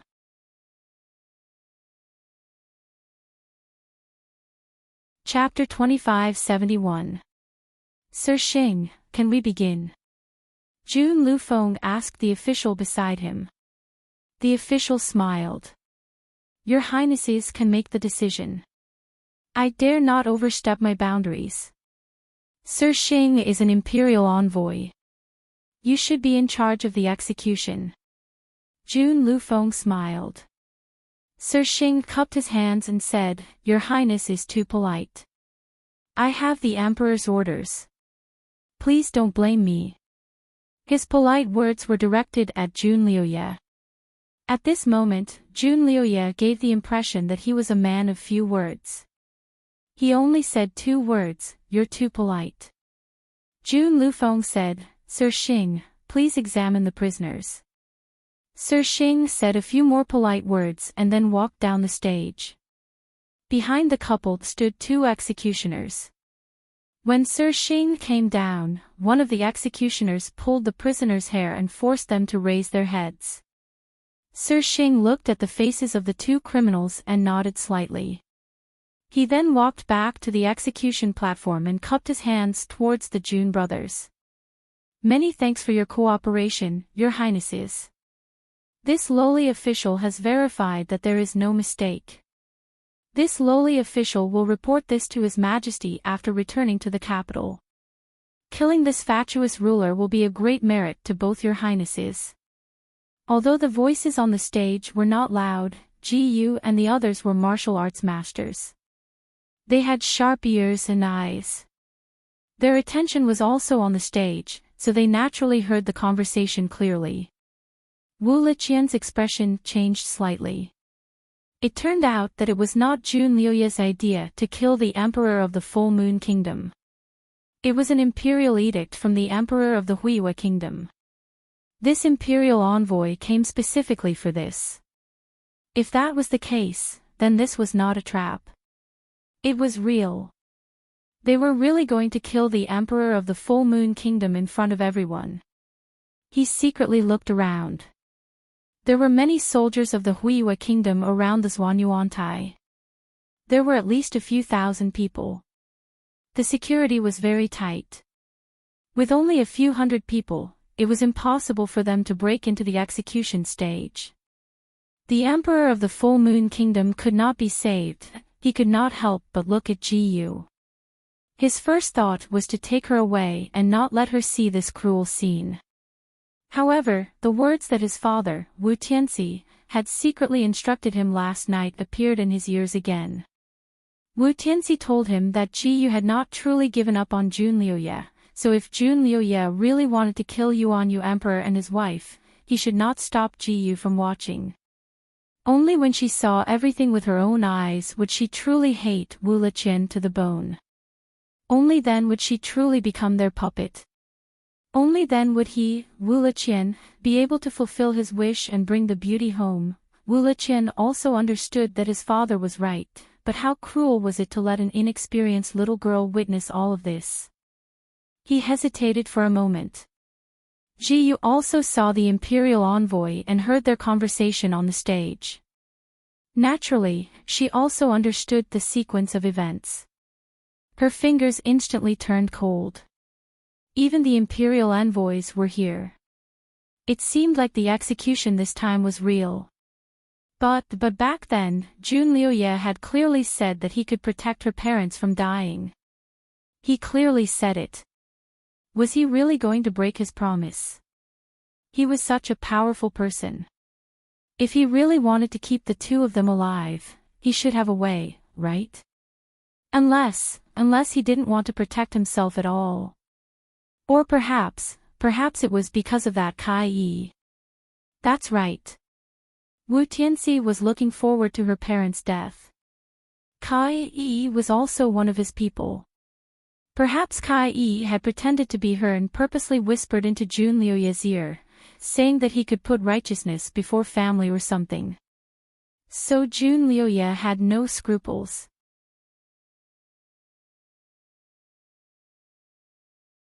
Chapter 2572. Her heart was in a whirlwind, and her heart was in her throat, as if it was going to jump out of her mouth. She clenched her fists tightly, her fingertips as pale as snow. The imperial envoy on the stage had already begun to read out Emperor Yuanyu's crimes. The list was quite long, as if Emperor Yuanyu had committed countless crimes. However, Ji Yu did not hear a single one. She looked at Wu Liqian with fiery eyes. Although she could not speak, her meaning was clear. She was asking when they would take action. After the list of crimes was read out, her parents' heads would fall to the ground. She could not wait any longer. Wu Liqian naturally understood what she meant. He looked away and said, "Wait a little longer. Wait a little longer." Their heads would fall to the ground if they waited any longer. Ji Yu's eyes were bloodshot. Others could ignore this matter, but she could not. The ones kneeling on the stage were her parents. She began to struggle, signaling Wu Liqian to unseal her acupoints. Wu Liqian naturally refused and held her hand tightly. "Ji Yu, don't be rash. Let's wait and see. Wait and see." What kind of miracle could she see? Could she still hope that Jun Liuye would suddenly be merciful and let them go despite his imperial father's imperial edict? Perhaps she could only fight for her parents' lives if she rushed out herself, "Let go of me." She could not speak, so she could only yell with her mouth. Seeing that noon was approaching, Ji Yu could no longer hold it in. "Ji Yu, calm down. Perhaps this is their plan. We can't expose ourselves. You can't expose yourself either." Wu Liqian transmitted his voice to her and held her hands at the same time to prevent her from struggling too much. "I want to go out. Maybe if I go out and beg him, he'll let them go." Ji Yu desperately mouthed her thoughts. Her eyes were completely red. "Ji Yu, don't be naive. Jun Liuye is not someone who would change his mind for a woman. He only wants to use you." Wu Liqian cruelly shattered her hopes. "No. He won't. He promised me." Ji Yu could no longer care about anything else. Wu Liqian could still read lips. He looked at the stage and saw that the imperial envoy was about to finish reading out the sentence. Jun Liuye had been sitting there calmly without any movement. He did not even look down at the stage. "Ji Yu, you're still so stubborn even now. He had long wanted to kill your parents. The reason why he left them alive today was probably to keep a bargaining chip with his imperial father. Taking 10,000 steps back, even if he does have some feelings for you, at most, he won't do anything to you. But he won't publicly disobey the imperial edict for the sake of a fallen emperor like your father. Then are you going to save them or not?" Ji Yu's lips were trembling. Wu Liqian paused and didn't say anything for a moment. If they tried to invade the execution ground now, they would only end up dead. "Ji Yu, we will avenge your parents in the future." Wu Liqian looked away, not daring to look into her fiery eyes. Ji Yu took a step back, her mind blank. Her path was cut off, and her heart was filled with endless gloom. No one helped her. No one could really help her save people. There was no one around. Why did this happen? She had only fallen in love, but in the end, she had sacrificed her country and her parents' lives. She was a sinner. She was the sinner of Ji Yu country. She should be the one kneeling there to be beheaded. It shouldn't be her parents. She was the one who deserved to die. Her fingertips were trembling, and her vision was turning black.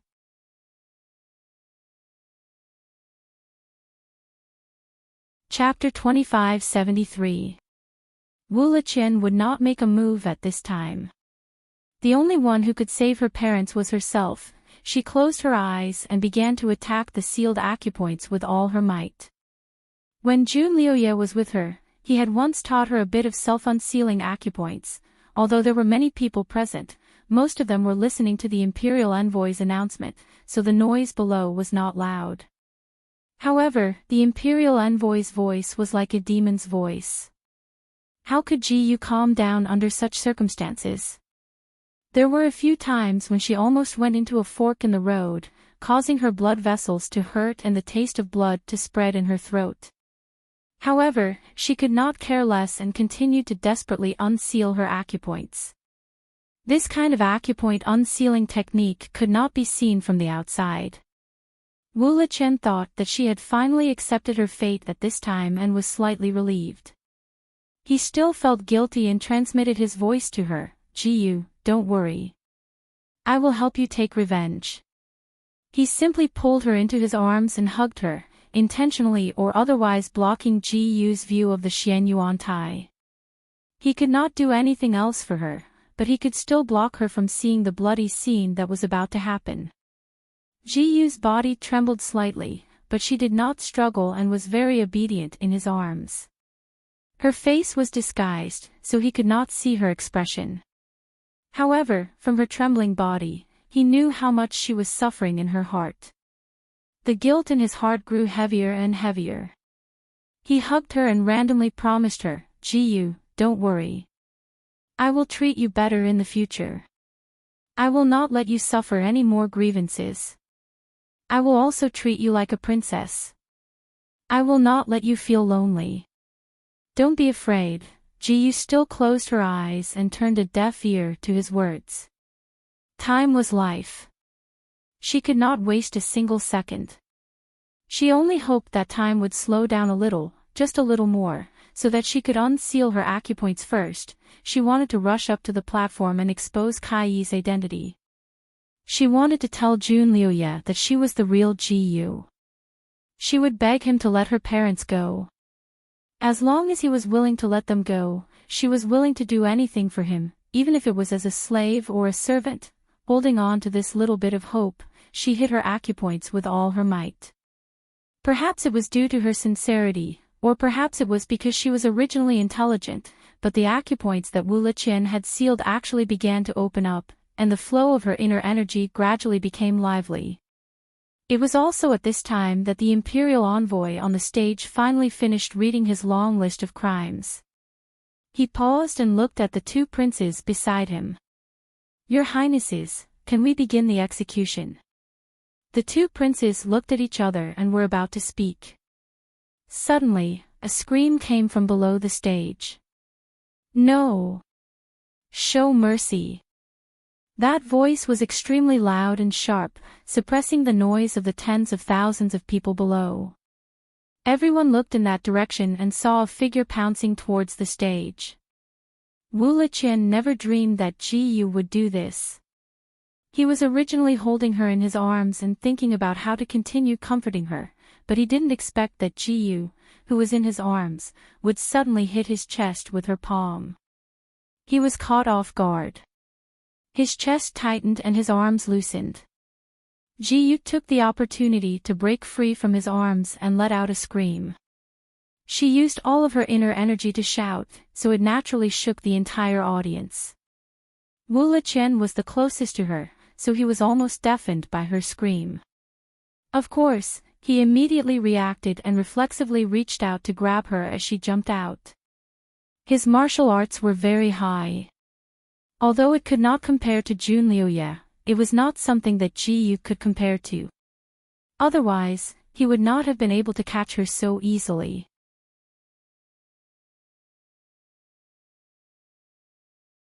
Chapter 2574. His martial arts were extremely high. Even though he couldn't compare to Jun Liuye, he wasn't someone Ji Yu could compare to. Otherwise, he wouldn't have been able to catch her so easily. He had already made up his mind. After capturing Ji Yu, he would tell the others that his wife was a little crazy to dispel their wariness. Then, he would bring her back. His plan was very good, and even his subordinates were very supportive. Almost at the same time when Ji-yu rushed out, those people also took action to stop her. He was confident that he would be able to subdue her in an instant without batting an eyelid, but while dreams were plentiful, reality was cruel. The accident happened in an instant. Just as he rushed towards Ji-yu, a black shadow flashed in front of his eyes. That black shadow hugged Ji-yu, who was about to jump onto the stage, and held her in his arms. Wu Liqian was shocked and subconsciously shouted, "Let go of my wife." He rushed over. That black shadow hugged Ji-yu and spun around, causing Wu Liqian to pounce on empty air. That black shadow spun and avoided the obstruction of Wu Liqian and the other experts. Like lightning, he flew up to the stage and stood in the air. Wu Liqian finally saw the black shadow's true face and was stunned for a moment before he angrily shouted, "Your Excellency is my wife who just arrived." That person was tall and straight, but his face was ordinary. He was the type that couldn't be found in a crowd. But his eyes were very sharp. He coldly looked at Wu Liqian and said, "Your wife." His voice was as cold as iron. Wu Liqian relied on the fact that he and Ji-yu were disguised and no one would recognize them. He immediately said, "That's right. She is my wife who just got married a few days ago. Let go." Before he could finish his last word, he was interrupted by Ji-yu's voice. Her voice trembled as she said, "Jun Lu-yi." Even though she didn't recognize his current face, she recognized the unique smell and aura on his body. She couldn't be wrong. He actually disguised himself and mixed in with the crowd. Then, the Jun Lu-yi on the stage was fake. Ji-yu's heart was beating wildly and her head was ringing. Her mouth was slightly open and she couldn't react. Jun Liuye hugged her so tightly that she was almost squeezed into his bones. Ji-yu almost couldn't breathe. She struggled and said, "Let go of me." Jun Liuye finally lowered his eyes to look at her. This gaze was like ice and snow, causing Ji-yu's heart to turn cold. All the blood in his body seemed to be frozen by his gaze. However, he didn't let go of her. Instead, he tightened his grip on her. Ji-yu's waist was about to be broken by him. The pain made him inhale sharply. However, she still heaved a sigh of relief. Although she was naive, she was still very smart. After thinking for a while, she came to a conclusion. This emperor-slaying operation was indeed a trap set up by Jun Liuye. She was afraid that he had already found out that Sai was a fake. In order to find her again, he deliberately spread the news that he wanted to kill her father and mother, forcing her to come here. Now that he had finally found her, this emperor-slaying operation should be over, right? No matter what, it was fine as long as her parents weren't killed. She didn't care about anything else. When she was at the peak of despair, hope suddenly appeared in her eyes. She didn't care about the pain from his grip on her waist. She grabbed his sleeve and said, "Jun Liuye, let my parents go." Her bright eyes were like fire as she stared at his face. It was as if she had caught the last straw in her life.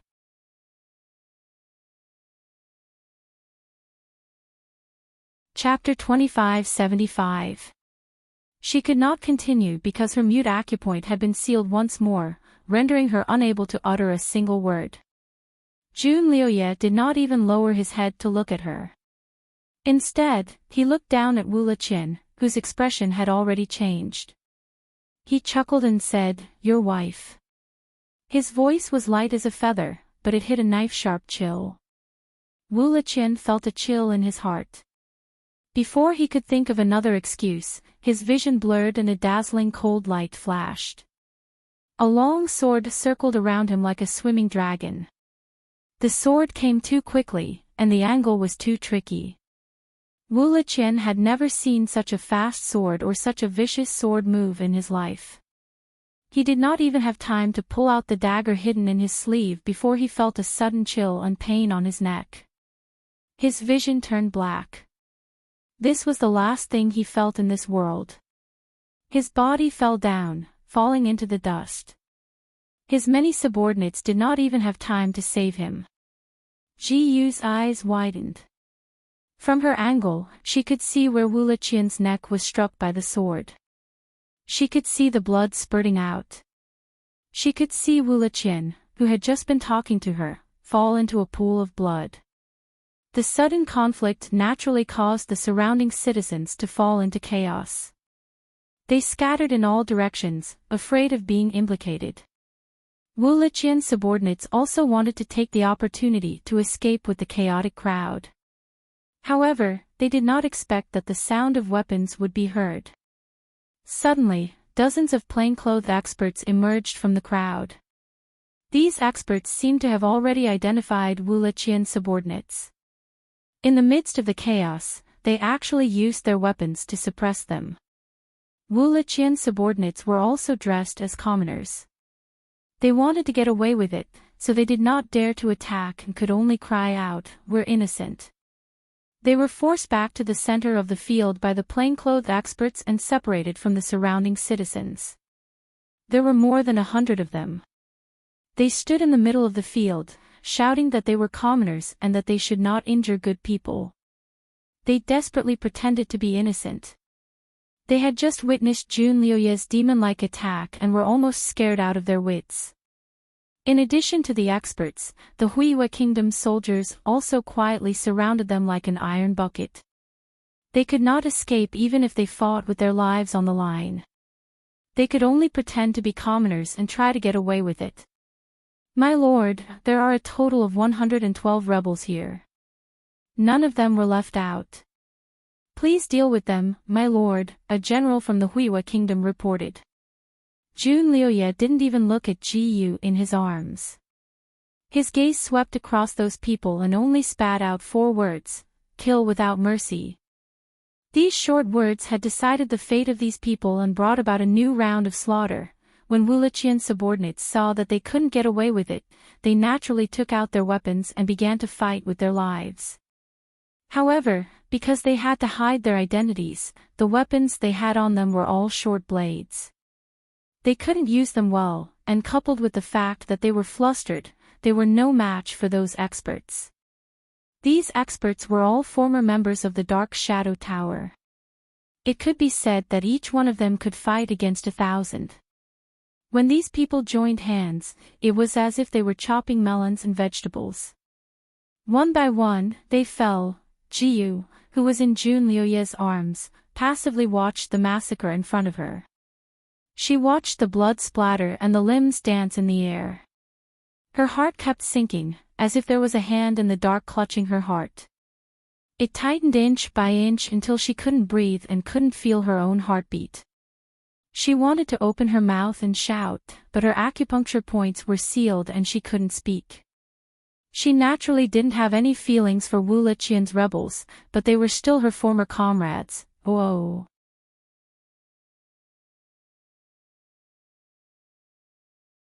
Chapter 2576. She didn't have any feelings for Wu Liqian's rebels, but they used to be her companions. They even bought food for her and fetched water for her this morning. When she was in the crowd just now, they blocked the crowd for her. Now, these lives fell one by one in front of her. Just like Wu Liqian, they became incomplete corpses. So this trap wasn't just a trap to lure her out, but also a trap to catch all the old subordinates of Ji Yu. She and her parents were really just tools in his eyes. Her vision turned black, and her ears even buzzed a little. But a voice still clearly reached her ears. "Jun Shui, do you still want to execute the Emperor Yuan Yu couple?" Ji Yu recognized this voice. It was the Imperial Envoy's voice. Her heart instantly jumped. She almost stopped breathing. Now that the old subordinates of Ji Yu were all dead, the Emperor Yuan Yu couple who acted as bait were useless. How would June Liuye deal with them? She struggled in his arms and opened her mouth. She wanted to plead for her parents, but she couldn't make a sound. June Liuye looked down at her in his arms, then said to the Imperial Envoy, "Carry it out as usual." The Imperial Envoy seemed to be relieved. He immediately turned around and threw the stick that represented life and death at the center of the execution field. He spat out one word, "Execute." One word shattered all of Ji-Yu's hope. One word shattered all of her will. In her wide eyes, she saw the executioner raise the bright knife high, and then, with a swoosh, bring it down. Crack! Crack! Two sounds that made one's teeth ache rang out. Two heads fell to the ground and two mouthfuls of blood spurted out. Ji-Yu's sky was a crimson red of despair. The sky was a crimson red of despair. Ning Xuema's hand that was pressed against the ice coffin trembled. Shinjiuli, who had been gently pressing down on her hand, raised his hand and quickly drew a line in the air with his fingertips. The blue light that came from the memory reading quickly disappeared. Ning Xuema woke up from her dream and opened her eyes. The blue ice cave was still the same as before. The ice coffin was also the same as before. The girl in the ice coffin was still sleeping and June Liuye was still standing in front of it. Ji-Yu was in Shinjiuli's arms. He was also holding her cold little hand. He sent his psychokinesis into her limbs and bones, quickly expelling the coldness from her body. "How are you?" Shinjiuli only then did he speak when he saw that her face had regained its redness. Ning Xuema's whole body felt warm. She smiled at the great god. "I'm fine." Shinjiuli did not say anything. He used his telekinesis to check her body again. After making sure that there was no blockage, he stopped and patted her on the shoulder. "Come on, let's have a go." Ning Xuema, the Almighty, he would occasionally treat her as his disciple. But, this kind zest. Ning Xuema wanted to laugh, but her smile disappeared before it reached her lips. She thought of the little Princess Ji-Yu's memories that she had just read. So tragic. So despairing. Her mood was even affected by Ji-Yu's memories. Her sharp gaze shot towards June Liuye, who was standing there with his sleeves down. She said coldly, "June Liuye, you keep saying that you love her. Is this how you love her? You killed her parents in front of her." All of this made her, an experienced assassin, terrified, let alone Ji-Yu, who used to be so naive and pure.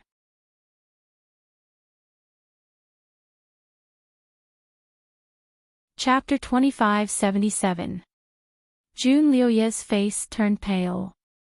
He finally understood what Ning Xuema and the rest were reading.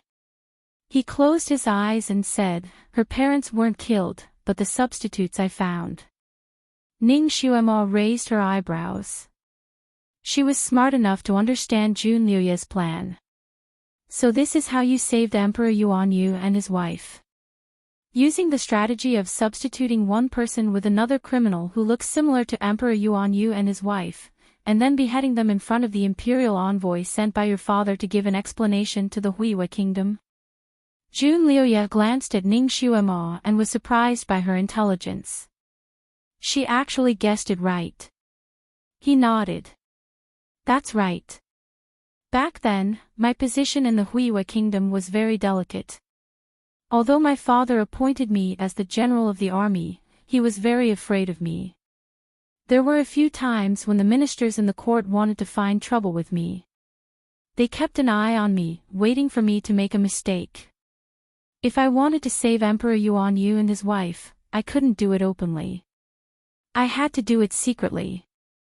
After I promised Ji-Yu that day, I secretly sent my confidants to look for criminals who looked like Emperor Yuanyu and his wife, but it wasn't easy. It took me more than a month to find them." June Liuye looked back at the ice coffin with pain in his eyes. She was naive and didn't have much experience. Her emotions were easily written on her face. Those who were observant could see the clues. At that time, there were spies sent by Imperial Father at my side. They were watching me and the people around me. They couldn't make the slightest mistake. This matter involved a lot of people. To prevent it from being leaked, I didn't tell her about this plan. I just prepared everything in secret. When Ning Xuemo read Ji Yu's memories, she could feel her emotions. She sighed softly when she thought of the helplessness and despair she felt when she was beside Jun Liuye. After she was kidnapped by Wu Liqin, when did you see through Cai's disguise? Ning Xuemo thought of another question. Jun Liuye's expression changed slightly. She was kidnapped by Wu Liqin. She didn't follow him of her own accord. Of course not. Her parents are still in your hands. Even if she doesn't consider you, she has to consider the safety of her parents. How can she leave with Wu Liqin? Ning Xuemo sneered.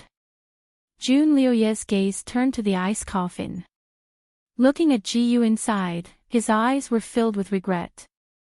I misunderstood her. His eyes and ears were all over the world, and he knew about the relationship between Wu Liqin and Ji Yu.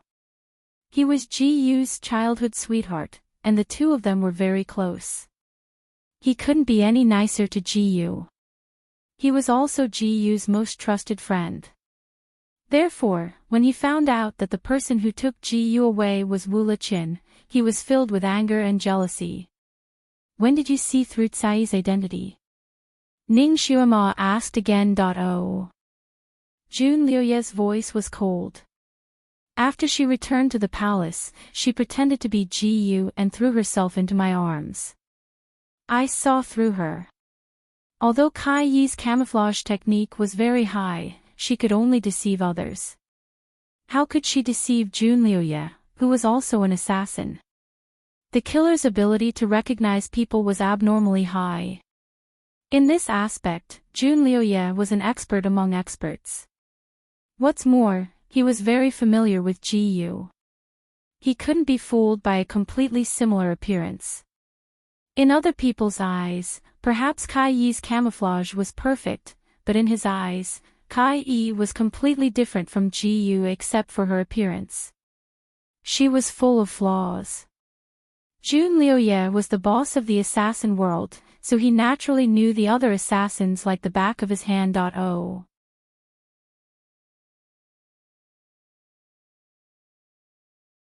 Chapter 2578. He knew that Kai Yi was a faceless person, so when he realized that she wasn't Ji Yu, he immediately guessed her identity. In order to avoid alerting the enemy, he didn't reveal Kai Yi's disguise and only feigned civility. Of course, he didn't have any intimate contact with Kai Yi. He used the excuse that he was busy and put Kai Yi under house arrest in the palace. He called the shadow guard who followed Ji Yu that day. After asking about everything, his heart turned cold. He had already guessed that Ji Yu was replaced in the inn. With Ji Yu's ability, if she didn't want to, that person couldn't have taken her away. At this time, there weren't many people who could make Ji Yu trust, so he immediately thought of Wu Liqin. That day, he went to the inn to investigate. He found the secret passageway and found some clues inside, which confirmed his initial conjecture. After he led the troops to attack Purple Moon City, Wu Liqin and his son disappeared. He sent people to look for them but to no avail. He thought that this pair of cowardly father and son had already fled to other countries. He didn't expect that they were still hiding outside Purple Moon City. They even took this opportunity to take Ji Yu away. As opponents, Jun Liuye knew that this pair of father and son were not really loyal.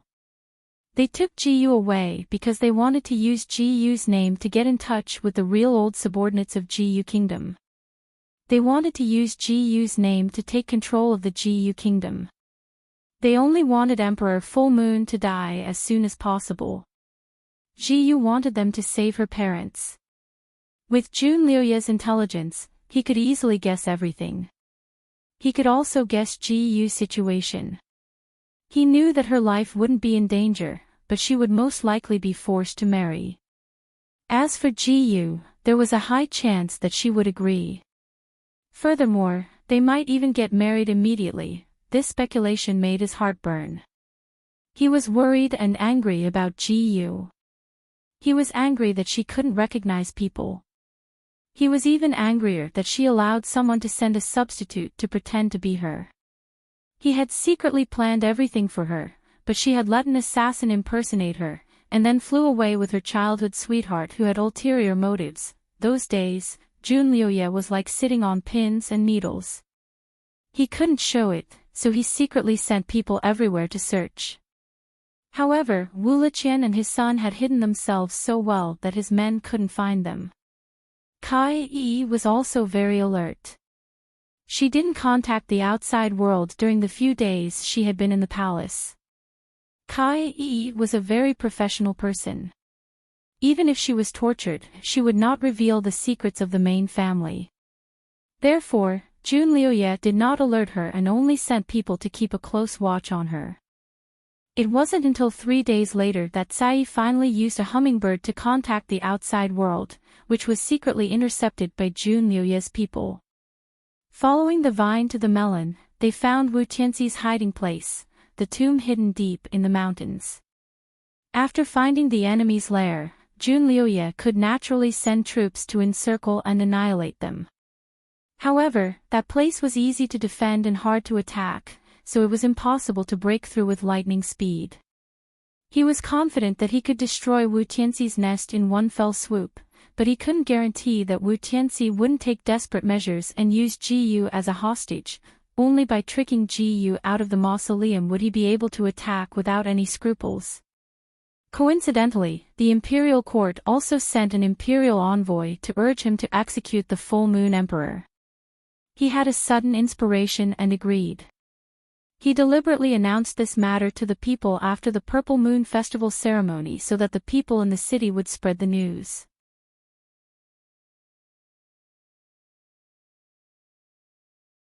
Chapter 2579. He knew that Wu Tianxi must have spies in the city who would pass the news back to his lair. In order to make Ji-yu give up, Wu Tianxi must have arranged for her to enter the city to watch.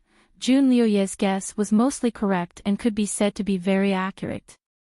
The only thing he didn't expect was that Ji-yu entered the city on the day of the Purple Moon Festival and saw him and Sai on the city wall. Jun Liuye arranged everything very carefully, and his guess was right. On the second day of the Purple Moon Festival, his spies saw close to 100 people disguising themselves and entering the city. Because of Wu Liqian's disguise technique, Jun Liuye's spies couldn't see if Ji-yu was among the 100 people who came out. In order to ensure that Wu Tianxi's men were all caught in one fell swoop and to save Ji-yu unscathed, Jun Liuye didn't take any action. He knew that as long as the Emperor's slaying went on as planned, Ji-yu would definitely come. In order to ensure that nothing went wrong, not only did he send out all the elites from the Dark Shadow Tower to search for Wu Liqian's men, he also disguised himself as an ordinary person and mixed in with the crowd to secretly search for Wu Liqian. Wu Liqian thought that his plan was flawless, but his behavior with Ji-yu was still a little strange. Some clues still fell into the spies' eyes and they used a secret signal to inform Jun Liuye. Jun Liuye quietly began to arrange the encirclement plan. At that time, Wu Liqian's men didn't know that they had already fallen into Jun Liuye's inescapable net and were still pretending to be ordinary people to watch the show. Of course, the scene of Wu Liqian hugging Ji-yu also fell into Jun Liuye's eyes, making him feel incomparably uncomfortable.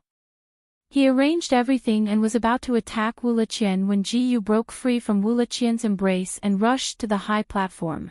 That was why he was able to save Ji-yu at lightning speed. However, Wu Liqian's words, "My wife, we've just been married for a few days," completely infuriated him. He made up his mind to kill Wu Liqian on the spot. He had always thought that Ji-yu had willingly left with Wu Liqian, and he also thought that she had really married Wu Liqian. He hated her betrayal, so he gave the military order in front of Ji-yu and let her witness the massacre with her own eyes. Then he helplessly watched her directly spit out blood. after Jun Liuye explained the whole sequence of events, the ice cave fell silent for a moment. After a while, Ning Xuemo said, "So you let her see her parents being executed to take revenge on her?" Jun Liuye's face was pale as he closed his eyes. Yes. That pair of substitutes had to die in the first place. Otherwise, they wouldn't have been able to save her parents. Then did you secretly explain to her after this incident? Ning Xuemo almost didn't dare to imagine Ji Yu's mood at that time. Jun Liuye's fingers trembled as he stroked the ice coffin. He shook his head. No. He said bitterly, "I was too ruthless at that time.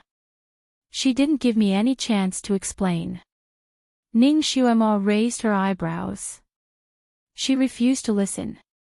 Actually, girls sometimes don't mean what they say. Even if she's hurt by you and refuses to listen to your explanation, as long as you control her and force her to explain everything clearly, she'll still listen. You can't say that you don't have a chance to explain. Unless you're afraid of leaking the secret and don't want to explain. Jun Liuye cut Ning Xuemo off. She's crazy. Ha! Ning Xuemo's heart sank. Jun Liuye's fingers trembled even more as he repeated, "She's crazy."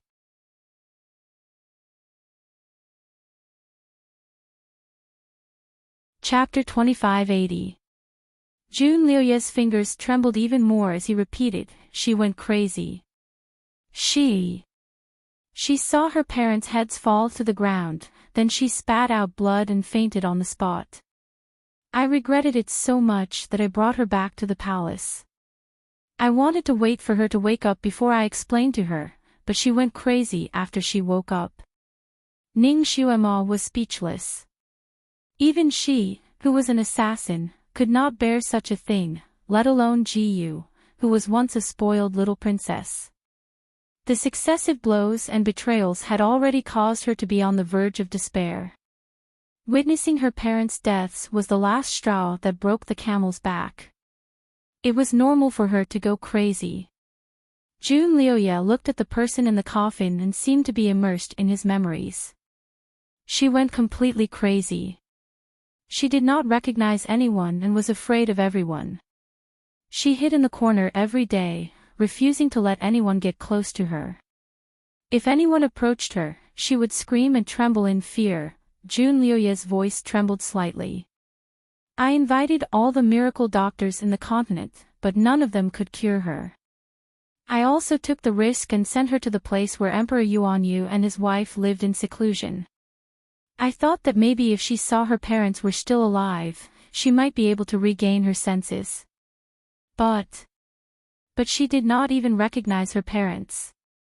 She only recognized their two pillows and would often hug them and call them Father Emperor and Mother Empress. She would not let anyone take them away. As long as the pillows were touched, she would cry herself hoarse and scream, "Don't kill me, don't kill me." Ning Xuemo thought that she was hard-hearted enough, but at this moment, she felt her nose tingle. It was as if she could see the bright and lively girl's appearance after she went crazy. Shen Jiuli stood behind her and quietly hugged her waist. He seemed to have sensed her emotions and pressed his lips against her forehead. Ning Xuemo also relaxed her body and leaned into his embrace. The cave was cold, especially after she read Ji Yu's memories. She felt that the cave was bone-chilling. Fortunately, the great god was by her side and his embrace was as warm as spring. Her gaze fell on the ice coffin again. The girl in the coffin was serene and quiet, as if she had sunk into some kind of gentle dreamland and was unwilling to wake up. She did not want to face the storms of this world again. I don't believe that she's gone crazy. I brought her to see the moon in the desert, and I brought her to the mountains to see the sunrise. These are all things that she said she wanted to do the most. I've done them all, but she still hasn't improved. She can't see the moon, nor can she see the sun. In her eyes, there are only those two pillows. She can't accept anything else. June Liuye's voice grew hoarser and hoarser as he clenched his fists. Qian Shang, after we get married, can you take me to the desert? I heard that the moon there is even rounder than the moon in Purple Moon City. We also have to go to a very, very high mountain. The sunrise on the mountain is also very beautiful. It's bright red and can make everything red. He closed his eyes as if he had returned to the beginning. He was still Yi Qian Shang and he had promised her that he would marry her.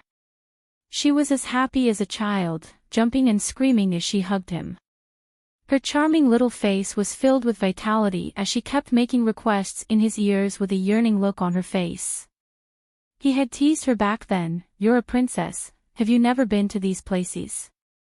She blinked her large eyes with a bit of embarrassment. "Royal father doesn't let me. He's afraid that I'll be blown away by the wind in the desert and get sick from the wind in the mountains."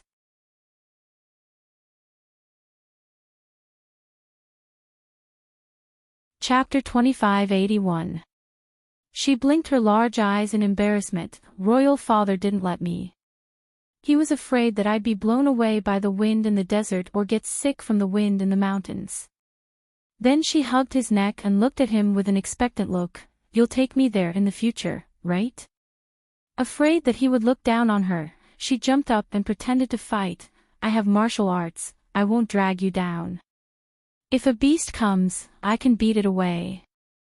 At that time, she was as innocent as a crystal and as proud as a little peacock. She didn't know the hardships of the world and only had him in her eyes. Her world was filled with sunshine, but he was the one who pushed her into hell. If everything could start over. When did you find out that you loved her? You shouldn't have loved her when you were Yi Qian Shang, right? Ning Xuema suddenly asked a sharp question. June Luyi froze and gave a sigh after a while. "When I first met her, I was just using her. Of course. I also liked her a bit. Until I broke Ji Yu's country and kept her by my side, I found that her weight in my heart was much heavier than I thought." He had grown up in a treacherous environment and had suffered a lot. His heart had long been tempered to be harder than steel. There was only ambition in his eyes, so feelings were just superfluous to him. He never thought that he would fall in love with a woman. Although he liked Ji Yu a bit, compared to his ambition, it couldn't even be considered a fraction. That was why he used Ji Yu so thoroughly and didn't show any mercy. He thought that leaving Ji Yu and her parents alive was already not letting her down.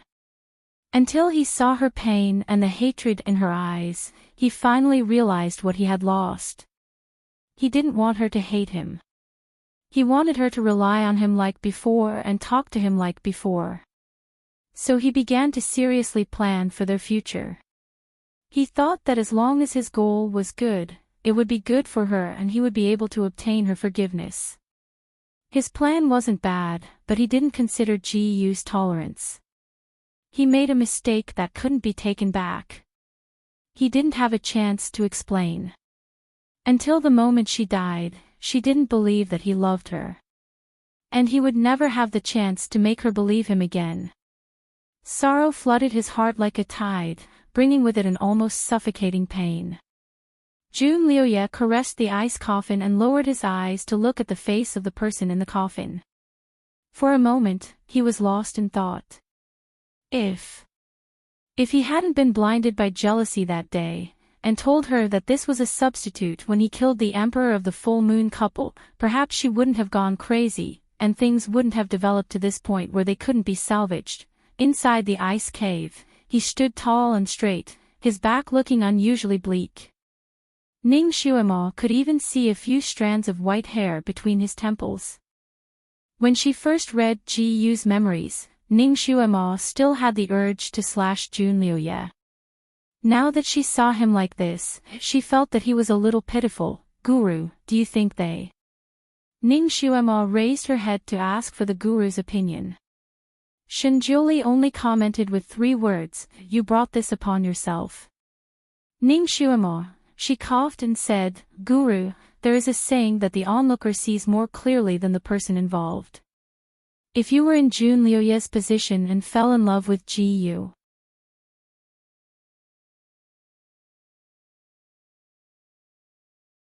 Chapter 2582. Before she could finish her sentence, Shinjuli interrupted her. I'm not him, and I won't fall in love with him. I only love you. Ning Xuema was speechless. The great god's confession was really, that's right, the great god had always been high and mighty, never being controlled by anyone. He didn't need to care about other people's feelings, always doing things his own way. Naturally, he couldn't understand Jun Liuye's situation at that time.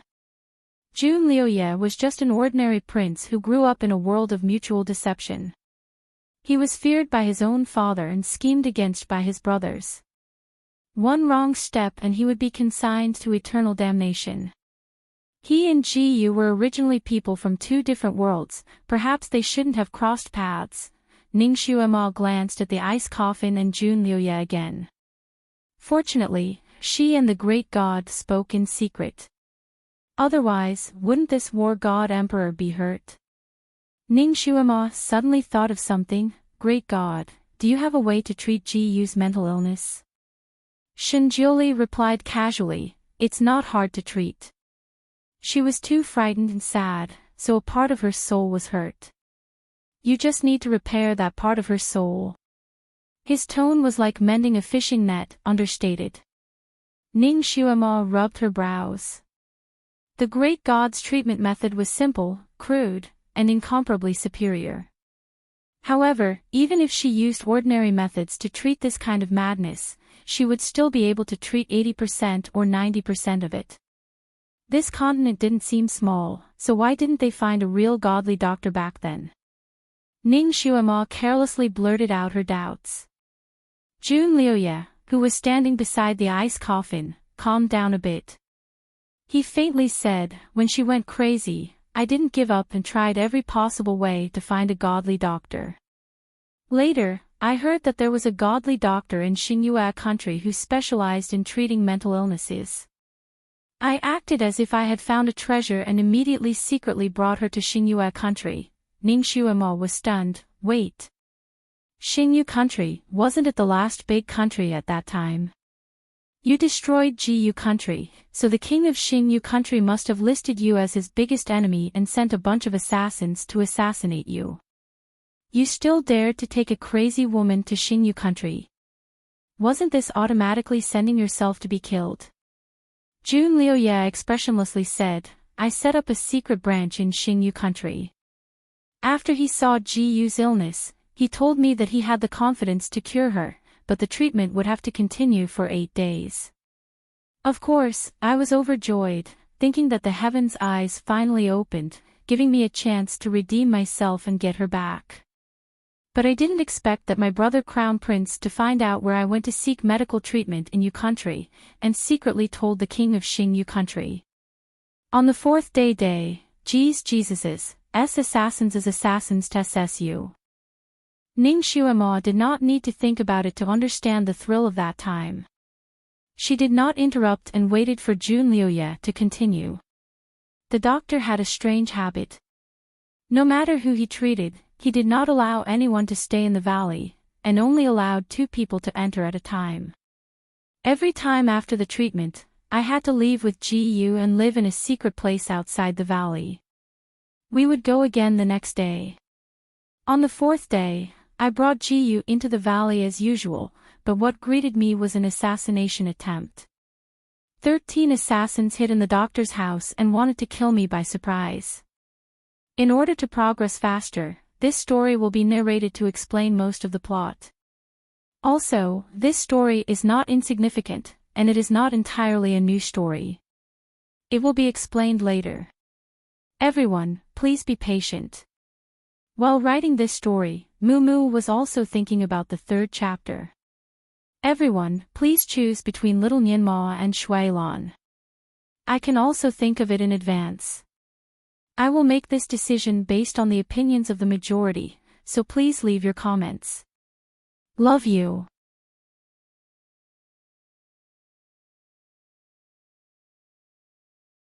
Chapter 2583. Luckily, I sensed that something was wrong and didn't fall for their trap. When I got rid of those assassins, I found that the godly doctor had already been killed and stuffed under the bed. Ning Xuema was speechless. When it rains, it pours. Jun Liuye continued, Xingyue country's monarch wanted me dead. Not only did he send a bunch of assassins, he also sent soldiers to surround Cool Breeze Valley and set it on fire. I tried my best to escape with Jiyu, but I lost more than 100 of my elite subordinates. Jiyu had already shown some improvement, but she was frightened by the assassination. Although she no longer screamed, she was still in a daze and didn't respond to anyone's calls. Jun Liuye closed his eyes. After that, I found many so-called godly doctors, but they couldn't do anything. They all advised me to accept my fate. How could he accept his fate? He hadn't asked for her forgiveness yet. He hadn't told her the truth that her parents were still alive. The past was too heavy, and Jun Liuye wasn't someone who liked to explain things in detail. Moreover, he was always in a daze, so he might not be able to answer more than 2 questions. Shen Jiuli was a very straightforward person. He didn't bother to ask any more questions, so he used the most direct method, reading Jun Liuye's memories. Everything that happened after that was like a painting, unfolding in front of Shen Jiuli's eyes. Of course, Ning Xuema was always by his side, so the memories he read were also displayed in front of Ning Xuema. Ning Xuema finally understood what happened after that. Jun Liuye's memories were just like his personality, organized and concise. Many places were swept past in a flash, but it was enough for people to roughly understand what had happened. Some places were very clear, so clear that it was as if it had happened in front of one's eyes. After Jun Liuye brought Jiyu back to Huiwa country, he used his channels to investigate and found out that the crown prince was behind all this. Old and new hatred came together, making Jun Liuye want to kill the crown prince. With his ability, it wasn't too difficult to kill the crown prince. The reason he didn't do it at first was because he had some misgivings and still cared about his brotherly feelings. He used his own methods to kill the crown prince, shocking everyone in Huiwa country. The king of the Huiwa nation was furious. He wanted to punish him and send troops to arrest him. Who would have thought that not only would they fail to capture him, they would even force him to rebel and lead his troops to force the emperor to abdicate. After a bloody palace coup, the king of the Huiwa kingdom issued an abdication edict and had no choice but to pass the throne to Jun Liuye. He became the retired emperor without any real power and was imprisoned in a palace by Jun Liuye, unable to cause any more trouble. When Jun Liuye ascended the throne, the first thing he did was to make the insane Jiyu his empress. This simply challenged the 3 views of the ministers. Naturally, they were fiercely opposed to it. Among them, Prime Minister Shao, who had been assisting him, had the strongest reaction. He still wanted his daughter, Hongxiang, to be the empress. The ministers used the fiercest method to remonstrate, and they almost carried the coffin into the throne room. However, Jun Liuye had already made up his mind. The minister's death remonstrances were like a breeze to him, and he didn't care at all. Some ministers were so agitated that they directly killed themselves in the throne room, but he didn't even blink as he watched coldly from the side. After this contest between the monarch and his ministers, the ministers finally understood that the new emperor was different from before.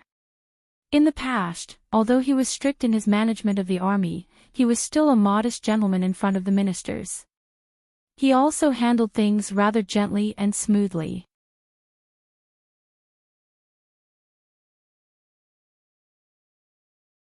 Chapter 2584. Now, he was cold and merciless.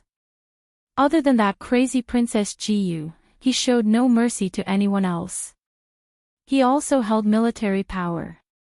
Although the ministers were dissatisfied with him, they could not rebel against him. They could only helplessly agree with his decisions. Jun Liuye finally got his wish to marry Ji Yu and made her his empress. Unfortunately, she was still in a daze and did not respond to anyone or anything. Jun Liuye could not even be intimate with her. Every time he got close to her, she would scream and tremble. She would have a major seizure. Jun Liuye naturally could not force her. He could only look at her from a distance. The person he loved was clearly by his side, but they were so close yet so far apart. Jun Liuye was undoubtedly an expert in governing a country. He was a born emperor. He had ascended the throne for less than half a year. After a round of bloody political changes, his country was finally stabilized. The political situation was stable and the people submitted to him. Everyone in the imperial court was his people. Aside from occasionally being dissatisfied with some of his actions, they were all loyal to him. After stabilizing the rear, he began to personally lead the troops to attack Xingyue country. Firstly, it was to take revenge for the previous incident. Secondly, it was to obtain a treasure from Xingyue country's palace, the Clear Spirit Pearl. It was said that this pearl was left behind by the emperor when he came to this continent a few hundred years ago. It was said that wearing this pearl could make one immortal. The emperor of Xingyue country had always worn it. His youthful appearance was due to this pearl. Jun Liuye was not interested in immortality. He only wanted this pearl because he heard of another effect of this pearl. It was said that swallowing this pearl could make even a fool smart. Ji Yu was just crazy. Perhaps this pearl could make her return to normal. Xingyue country was the second strongest country in this continent. It was not much worse than Huiyue country. Although Huiyue country had annexed Ji Yu country, its strength had increased greatly. It was not that easy to completely destroy Xingyue country. Moreover, the emperor of Xingyue country was also a valiant emperor. He was loved and respected by the people. He was also good at using people. He had countless soldiers and generals under his command. He was completely different from Ji Yu country's Emperor Full Moon, who did not have the support of the people. It was easy to imagine the difficulty of directly attacking such a country. When Jun Liuye personally led the troops, it was a snowy winter. Outside the city gate the army stretched for several miles, and the banners were blazing. Not only were the civil and military officials sending them off, but there were also the families of the soldiers. When they parted, they were reluctant to part. This was especially true for the wives of the soldiers. Their eyes were brimming with tears as they repeatedly exhorted and exhorted. Jun Liuye rode alone on a tall horse. Dressed in black and wearing a silver mask, he looked exceptionally cold and lonely. His gaze swept over the soldiers who were reluctant to part with their families, and a touch of sadness flashed through his eyes. Naturally, there were many people who came to see him off, but none of them was the person he wanted. The battlefield was constantly changing and extremely dangerous, so it was naturally inconvenient for him to bring her along. Thus, he left her in the palace and entrusted her to a trusted confidant to take care of her, which was the most appropriate thing to do. Of course, he still couldn't resist going to her palace to bid her farewell that night. Just as he expected, no matter what he said to her, she did not respond at all, as if she did not hear him. Naturally, he would not tell him to be careful out of concern. Just like now, as his only empress, she would not send him off when he was about to go to war. It was time to set off. The soldiers regrouped and were ready to set off. Jun Liuye also turned his horse around and was about to lead the troops out.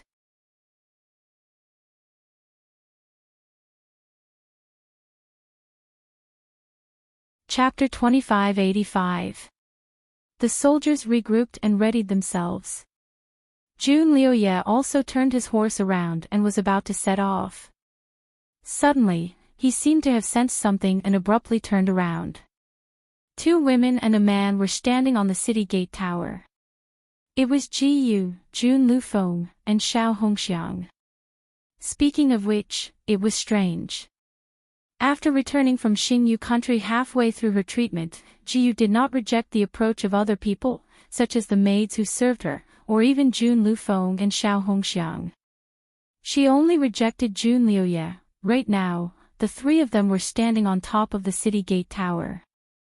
Jun Lufeng and Xiao Hongxiang were waving at him with all their might, and Jiyu, who had always treated him as nothing and never looked at him, was actually looking at him from afar. She placed her hand on the city wall and pursed her lips, looking at him like a normal person. Jun Liuye's body stiffened slightly as he stared at her from afar. His eyesight was good, and he could even see the slightest change in her expression. She seemed to be smiling. Jun Liuye's mind exploded. He actually leaped up from his horse. Under everyone's gaze, he flew up the tall city wall like a black eagle. He landed on the city gate tower and landed in front of Jiyu. It was only after he landed on the ground that he realized what he had done. He had actually done such a reckless thing, like a miserable youth who had just fallen in love for the first time. The people below the city gasped, but he didn't care and took a big step towards Jiyu. Jiyu, however, screamed as if she had been frightened. She took a few steps back and hid behind Hongxiang. Her body trembled slightly, and she no longer looked at him. This attitude was almost the same as when she saw him. Jun Liuye's eyes dimmed, and the hands that wanted to hug her slowly fell. Jun Lufeng tried to smooth things over. "Royal brother, take care." Jun Liuye nodded. "Take good care of her at home." Jun Lufeng nodded solemnly. "Don't worry, royal brother. I won't let you down." Jun Liuye glanced at Jiyu, who was hiding behind Hongxiang and refused to show her face. He then turned around and flew down the city wall, swearing to sweep the world regardless of his own body. 5,000 officers and soldiers died in the smoke and dust. Sleeping at night with golden spears and iron clothes, blood stains the battlefield, all dead souls. 8 months passed in the blink of an eye. War had always been cruel, especially when it came to wars between countries. It was even more tragic. After every battle, there would be countless bones and souls left on the battlefield. Although Jun Liuye was very good at leading troops into battle, the other side was not easy to deal with. His attack was not particularly successful, and in the 8 months since the start of the war, he had already lost tens of thousands of soldiers. Of course, the other side had suffered even more losses, twice as many as him. Moreover, he had also taken down countless cities. His army was slowly approaching the capital of Star Moon Nation, the City of Stars. At Tianjia Pass, his army encountered the most tenacious resistance. The Tianjia Pass was an important gateway to the vast Star City. As long as the Tianjia Pass was taken down, then the vast Star City would be just around the corner. Ning Xuema followed Shinjiuli to read Jun Liuye's memories. Naturally, she saw many war scenes. Even though she was used to seeing the world, she still frowned slightly. One of Shinjiuli's arms was wrapped around her, while the other was placed on Jun Liuye's forehead to read his memories. He seemed to feel the change in Ning Xuema's mood. He glanced at her and suddenly said, "Do you want to change the way I read your memories?" Ning Xuema did not expect him to be able to speak so casually at this time. She could not help but look at Jun Liuye. Jun Liuye closed his eyes and stood there motionless like an old monk.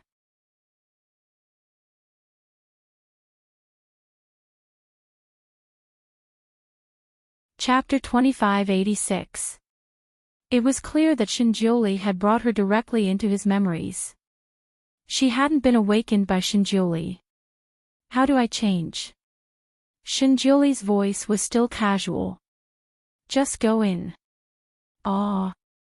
Before Ning Xuema could react, a white light flashed in front of her eyes.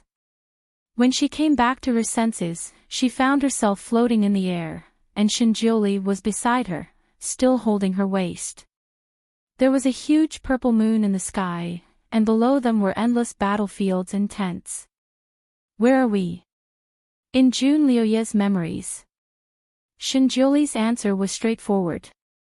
The Almighty could actually pull her directly into someone's memories. A new skill. In one of the novels she had read, if the main character wanted to enter someone's memories, he had to play a specific song and use blood as a guide. The procedures were very complicated. She didn't expect that the Almighty would directly pull her in. He didn't even make a gesture. And her Almighty was even more awesome. Ning Xuema's eyes sparkled as she stared at Shinjuli. She almost had stars in her eyes. Shinjuli put an arm on her shoulder and asked lazily, "You look like you admire me a lot." Ning Xuema nodded without hesitation. "Almighty, you are my idol." Shinjuli's eyes flashed with a smile. His wife seeing him as an idol naturally made him very happy. He accepted all her praises and replied with a single word, She praised him for so long, and he only replied with a This was too perfunctory. Ning Xuema was a little dissatisfied. She looked at him. "Almighty, what am I to you?" She wanted to get a compliment from Shinjuli, such as "you are my pride" or something. Shinjuli didn't even think about it and replied with a single word, "Wife." Ning Xuema, Shinjuli glanced at her. As if he could see her disappointment, he changed the word, "wifey." Ning Xuema pursed her lips even tighter.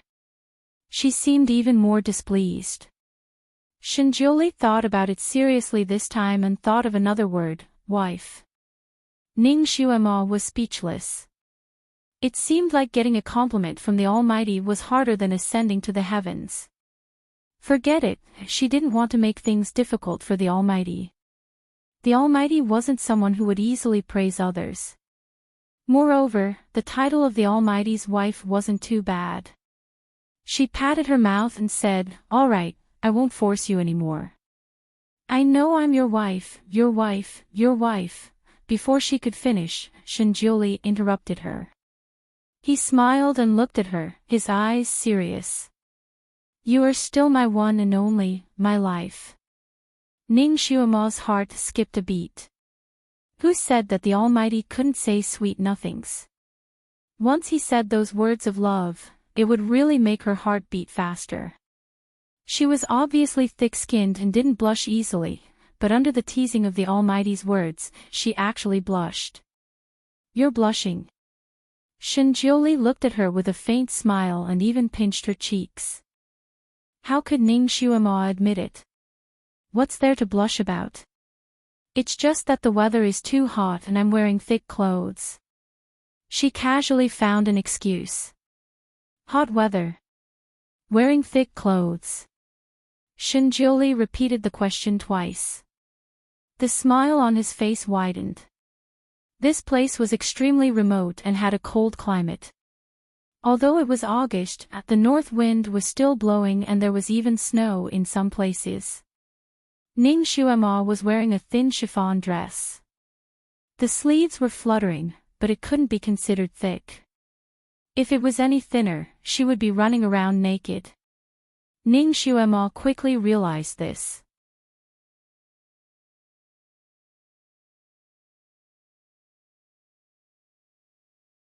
Chapter 2587. Ning Xuema quickly realized this as well. Seeing the Almighty's teasing gaze, even the tips of her ears turned red. Taking a deep breath, she forced herself to calm down. This is someone else's memory after all. The weather is abnormal, so my feelings are also abnormal. Looking up, she saw Shinjuli looking at her deeply. His eyes were very deep, and there was a familiar burning heat in them. Her heart skipped a beat, and she tried to pull her hand away. I can make you even hotter, Shinjuli slowly said.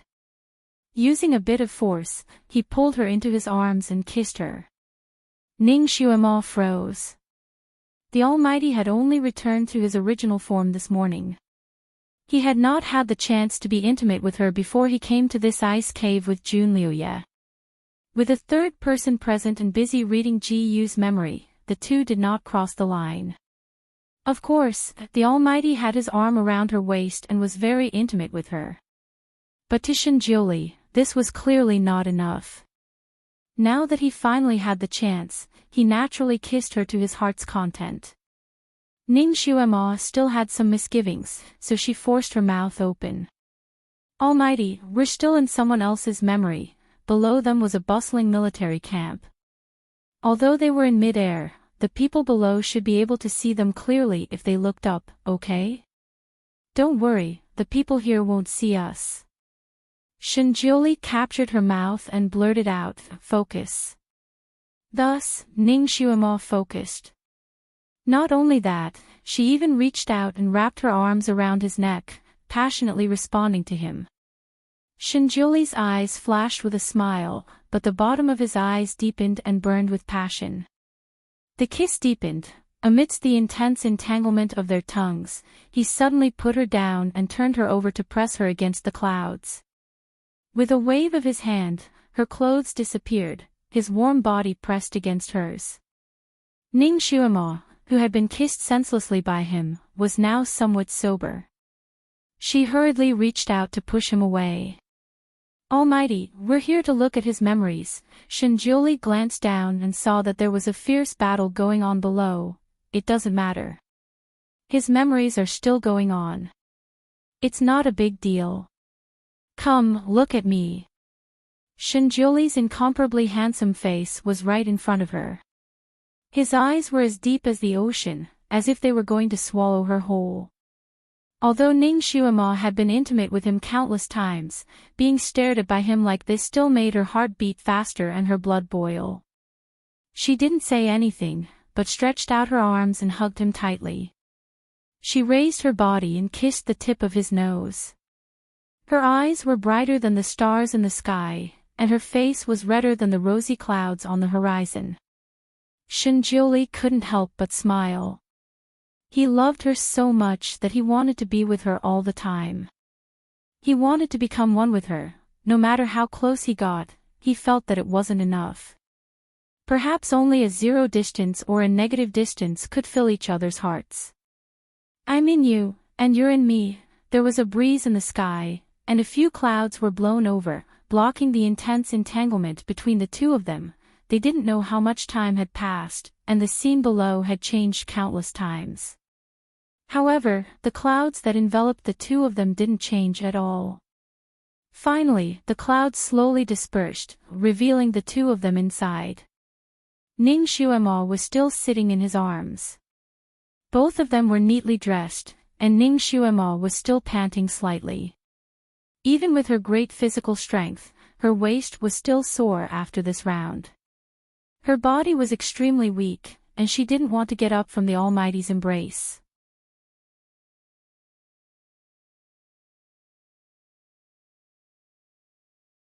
Chapter 2588. Shinjuli sat there with his arms around her. He looked like a cat that was content with its life. Ning Xuema rubbed her waist and complained, just now you were too torturous. I clearly told you to stop. Shinjuli used his fingertips to pick up a strand of her hair and played with it in his palm. He leisurely said, didn't you say that girls often say one thing and mean another? Then when you said stop, you actually meant that you wanted me to continue.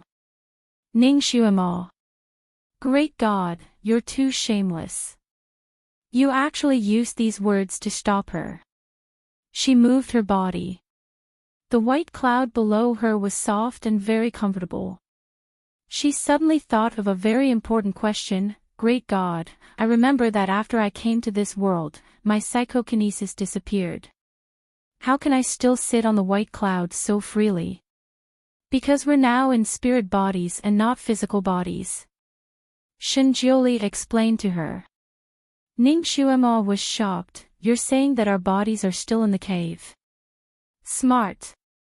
Shinjuli praised her. She actually used her spirit body to make love with the great god once. The great god said that using this method to read her memories was more convenient, but it was actually more convenient to be intimate with her, right? The great god was indeed the great god, so two-faced. She looked down and changed the topic. What's the next step? Shinjioli casually replied, Junlioya and Xingyu country's defenders fought 3 more times. They won 2 times and killed 30,000 of the enemy. Now they're besieging the city. The great god was so busy just now, but he still saw it so clearly. Great god, you weren't focused. Ning Xuema finally caught Shinjioli's weakness. She was originally the least focused. Later, under his powerful attacks, she couldn't pay attention to her surroundings. She didn't even know where she was. Shinjioli's eyes flashed. Wifey, you're saying that you're not satisfied with your husband's performance just now. He looked like he would do it again as soon as she said she wasn't satisfied. Ning Xuema hurriedly waved her hand. I'm satisfied, I'm satisfied. I can't be more satisfied. Shinjioli smiled. He stretched out his long legs and leaned over to kiss her on the cheek. Thank you for your praise, my wife. Ning Xuema didn't dare to linger on this topic. She pulled his hand and said, let's go down and take a look. I'm actually not interested in how Jun Liuye fights. I'm only interested in Ji Yu's death. She was already crazy. Who would want to poison her? Oh right, Almighty, I didn't expect you to be involved in their story. Shinjioli's eyes flickered slightly as he said indifferently, perhaps this is the reason why we are here. Ning Xuema's eyes lit up. Are you saying that they might be our second pair of quests? Shinjioli nodded. That's right. The Heavenly Law Stone had said that this kind of quest was to set things right. It was to change the outcome of his original participation. A few hundred years ago, there were 3 countries on this continent. He felt that it was quite good. In order to maintain this situation, he gave each country a gift that didn't belong to this world. Xingyue country had the clear spirit pearl, Jiyu country had the city protection crystal, and Huiyue country had the sky-changing bow. These 3 treasures each had their own powerful uses. They could protect the peace of a region. Because of this, the 3 countries maintained this state for several hundred years. It was only when Jun Liuye appeared that this delicate balance was broken. In fact, the world situation was bound to be divided after a long period of union, and united after a long period of separation. Originally, the 3 countries wouldn't have existed for too long. If Shinjioli hadn't left behind these 3 treasures, this situation would have been broken in a few decades. Then, a hegemon would have truly unified the 3 countries.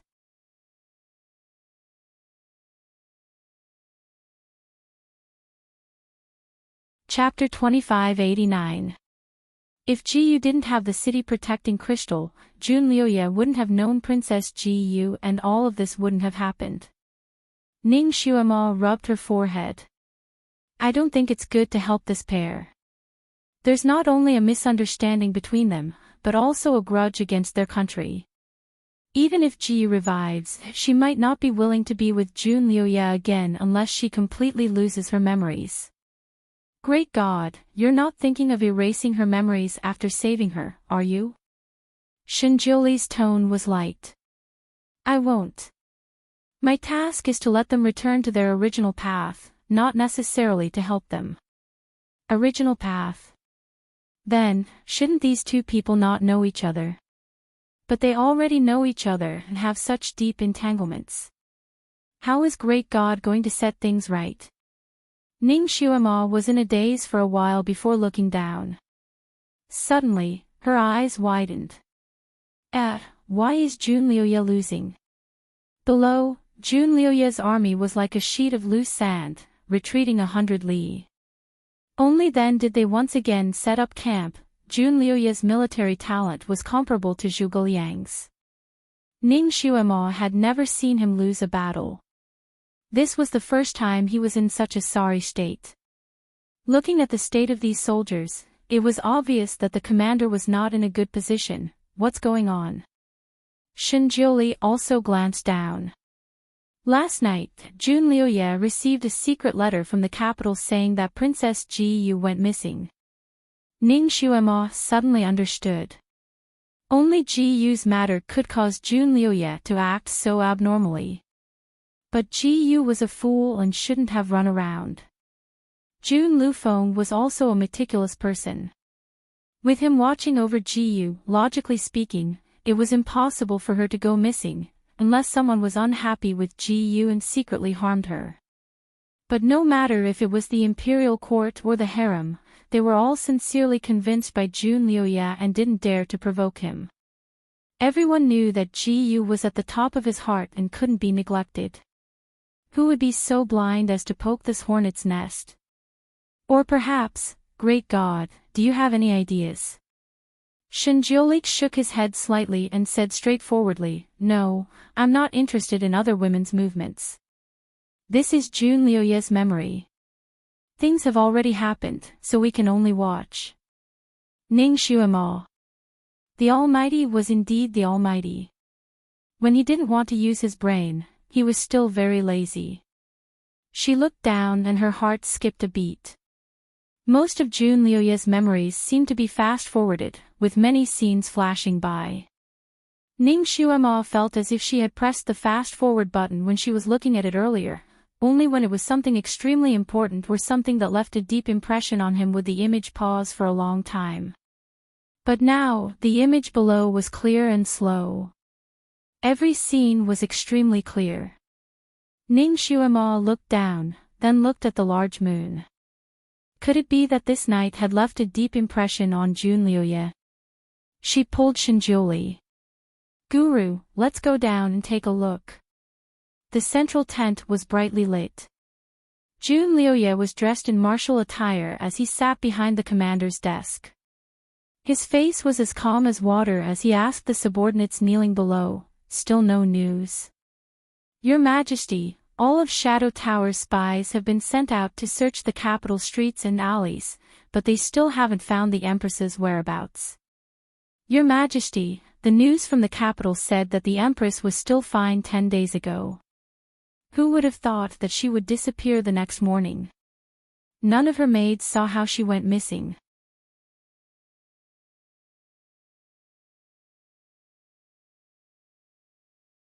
Chapter 2590. This matter is indeed strange. The Empress residence has a large array. Those who aren't familiar with the terrain can't sneak in, and the Empress servants are all carefully selected. They are the most suitable people, so it's impossible for them to betray their master. The 8th prince has already imprisoned all the related people and used a secret technique to interrogate them. No one saw how the Empress left. Jun Lufeng had a secret technique to interrogate people. No matter how tightly sealed their mouths were, he could still pry them open and make them tell the truth. Since he used this secret technique to interrogate them, it proved that those people were indeed innocent. But how did the crazy Ji Yu disappear? Unless, Jun Liuye's face was pale as he clenched his fists. Unless, she escaped on her own, but she was still crazy. So how could she escape on her own? "Your Majesty, outside, there is someone outside who wants to see you." She said she is Ji Yu. Princess Ji Yu. A soldier suddenly ran in and stammered. "What?" Jun Liuye suddenly stood up. The other trusted generals in the tent also opened their mouths wide, as if they could swallow a duck's egg. Jun Liuye almost rushed out. Then, he stopped in his tracks and stared in one direction, holding his breath. Outside the tent, under the moonlight, stood a woman. She was wearing a light red robe. Her black hair fell to her forehead, and her eyebrows were like a painting. She stood there quietly, like an ink painting slowly unfolding under the moonlight. She still looked the same as before. Hearing the noise, she raised her head and a pair of bright eyes looked at Jun Liuye. She smiled like a flower, 1,000 deaths. Jun Liuye staggered for a moment, then slowly walked over. Walked over. Ji-yu tilted her head and looked at him. Her cheeks were red, and so were her lips. Ji-yu. He reached out his arms and tightly held her in his embrace, as if she would suddenly grow wings and run away. Ji-yu was almost unable to breathe from his embrace. She reached out her small fist and hit him twice. Let go, there are so many people here. Jun Lioye's arms loosened slightly. Of course, he didn't let go of her. He looked into her eyes as if he wanted to confirm something. Her large eyes were very clear, like crystals. Under his gaze, her cheeks turned red. What are you looking at? She didn't look like she was faking it, and she didn't know how to fake it. Jun Lioye suddenly bent down and picked her up horizontally. She cried out in surprise and wrapped her arms around her chest. Her body slightly curled up in his embrace, but she immediately struggled. Hey, let go. There are still so many of your subordinates here. Jun Lioye looked at her deeply, his eyes darkening. Then, he chuckled. What subordinate? Isn't it just you and me here? Ji-yu was taken aback for a moment. She turned her head and looked around. She found that there was no one around. No one wanted to be a third wheel at this time. They all scattered like birds and beasts, leaving only him and her in front of the main tent. Jun Lioye carried her into the bedchamber. This place was bitterly cold, and Ji-yu's clothes were not thick, so her hands and feet were cold. The tent was as warm as spring. Ji-yu sat on Jun Lioye's bed, wrapped in a thick, soft blanket. She leaned on Jun Lioye's body, looking very comfortable. Jun Lioye was still not at ease, so he got up and poured her a cup of warm wine. He directly put it to her lips and said, "Come, drink this first to warm yourself up." Ji-yu obediently took a sip from his hand and wrinkled her beautiful brows. So spicy. Jun Lioye's eyes were apologetic. There's no wine for girls in the army.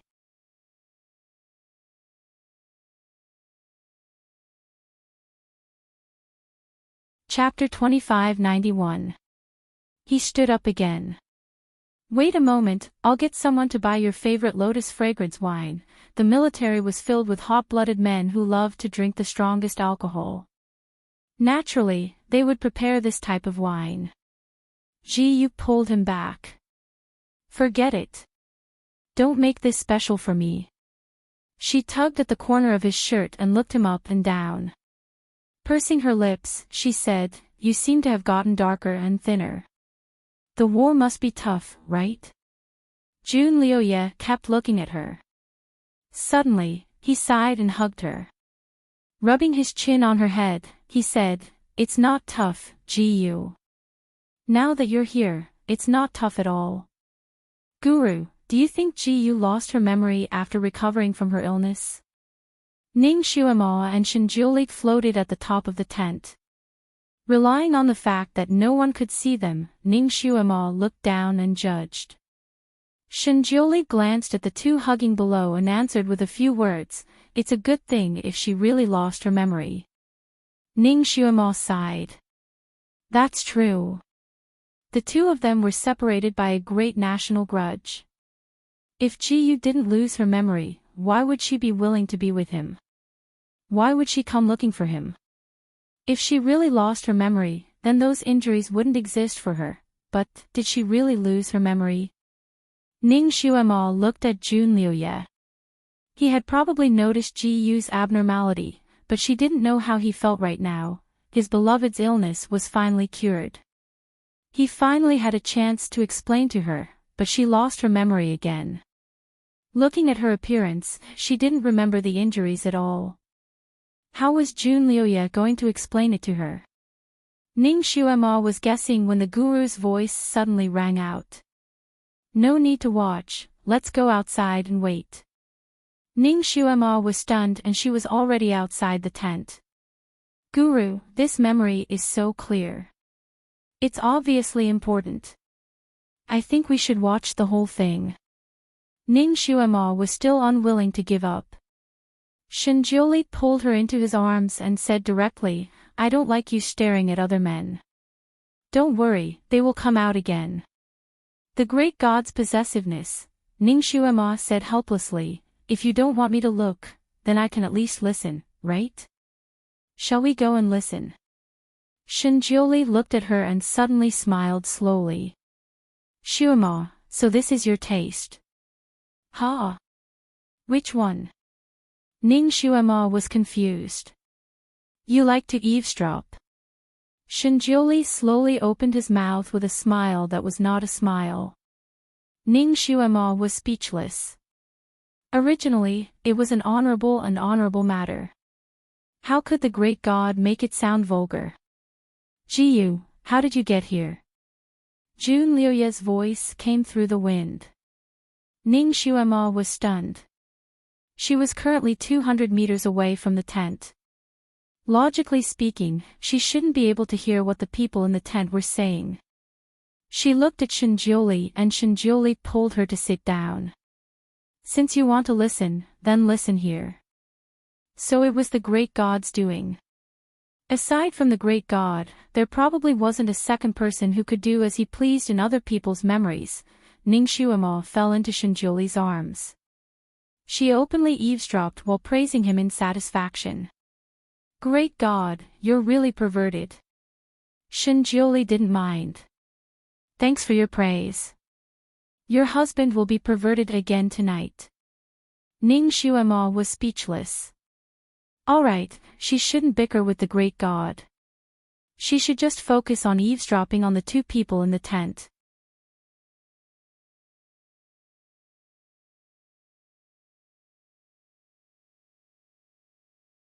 Chapter 2592.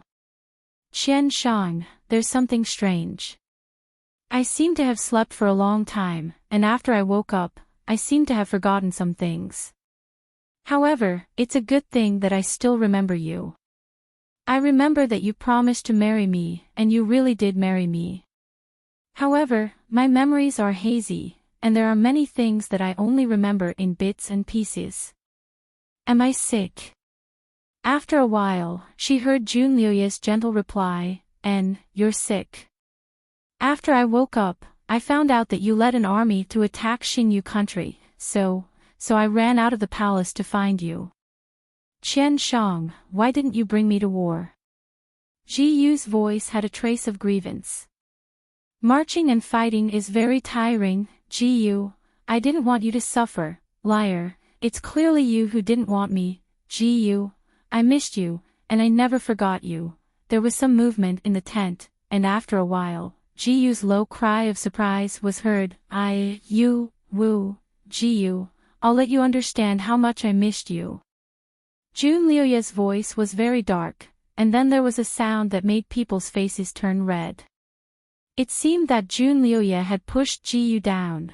The sound suddenly disappeared, and only the sound of the wind could be heard.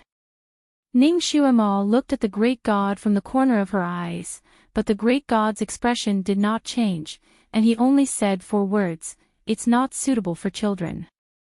Ningxuema. Great god, how many times have you done such things that are not suitable for children? She listened carefully again, but she really couldn't hear anything, so she gave up. When she read Ji Yu's memories with the great god, there were also some intimate scenes. She was originally very interested, but every time that happened, the great god would use a spell to cover it up. The great god's mosaic was better than anyone else's, so Ningxuema couldn't even see a hazy shadow. Now that it was like this again, Ningxuema also knew that it was useless to argue. She suddenly thought of a question, Great God, when you read Ji Yu's memories just now, why didn't you use this method? She felt that this method was more immersive, and she could also talk to the great god casually. It was more than a level higher than the old method. Shinjioli rested his head on her shoulder and replied lazily, this method can only be used on living people. It's useless on dead people. Ah. Ningxuema understood. Shinjioli looked at her with an ambiguous smile in his eyes. You suddenly asked this question. Did you want me to use this method for a long time? Ning Shuimo, she recalled that when she first entered this memory realm, the Almighty had pushed her down without saying a word. Her pretty face tensed up and she pushed him away. She righteously said, "Great God, you're too perverted." Shinjiuli, He rested his head on his hand. "I just think that this method is the most convenient to read memories." "What are you thinking?" Ning Shuimo, she looked at the tent in the distance that should be overflowing with spring. The two people inside shouldn't be doing anything for the time being. They probably wouldn't be done without 2 hours. She thought for a moment and reached out to touch the Almighty's chest. Shinjiuli let her touch him and didn't forget to tease her. "You want it again? Want your head?" Ning Shuimo took out a chess set from his chest. "Great God, the night is long and I'm not in the mood to sleep. Let's play a few games of chess."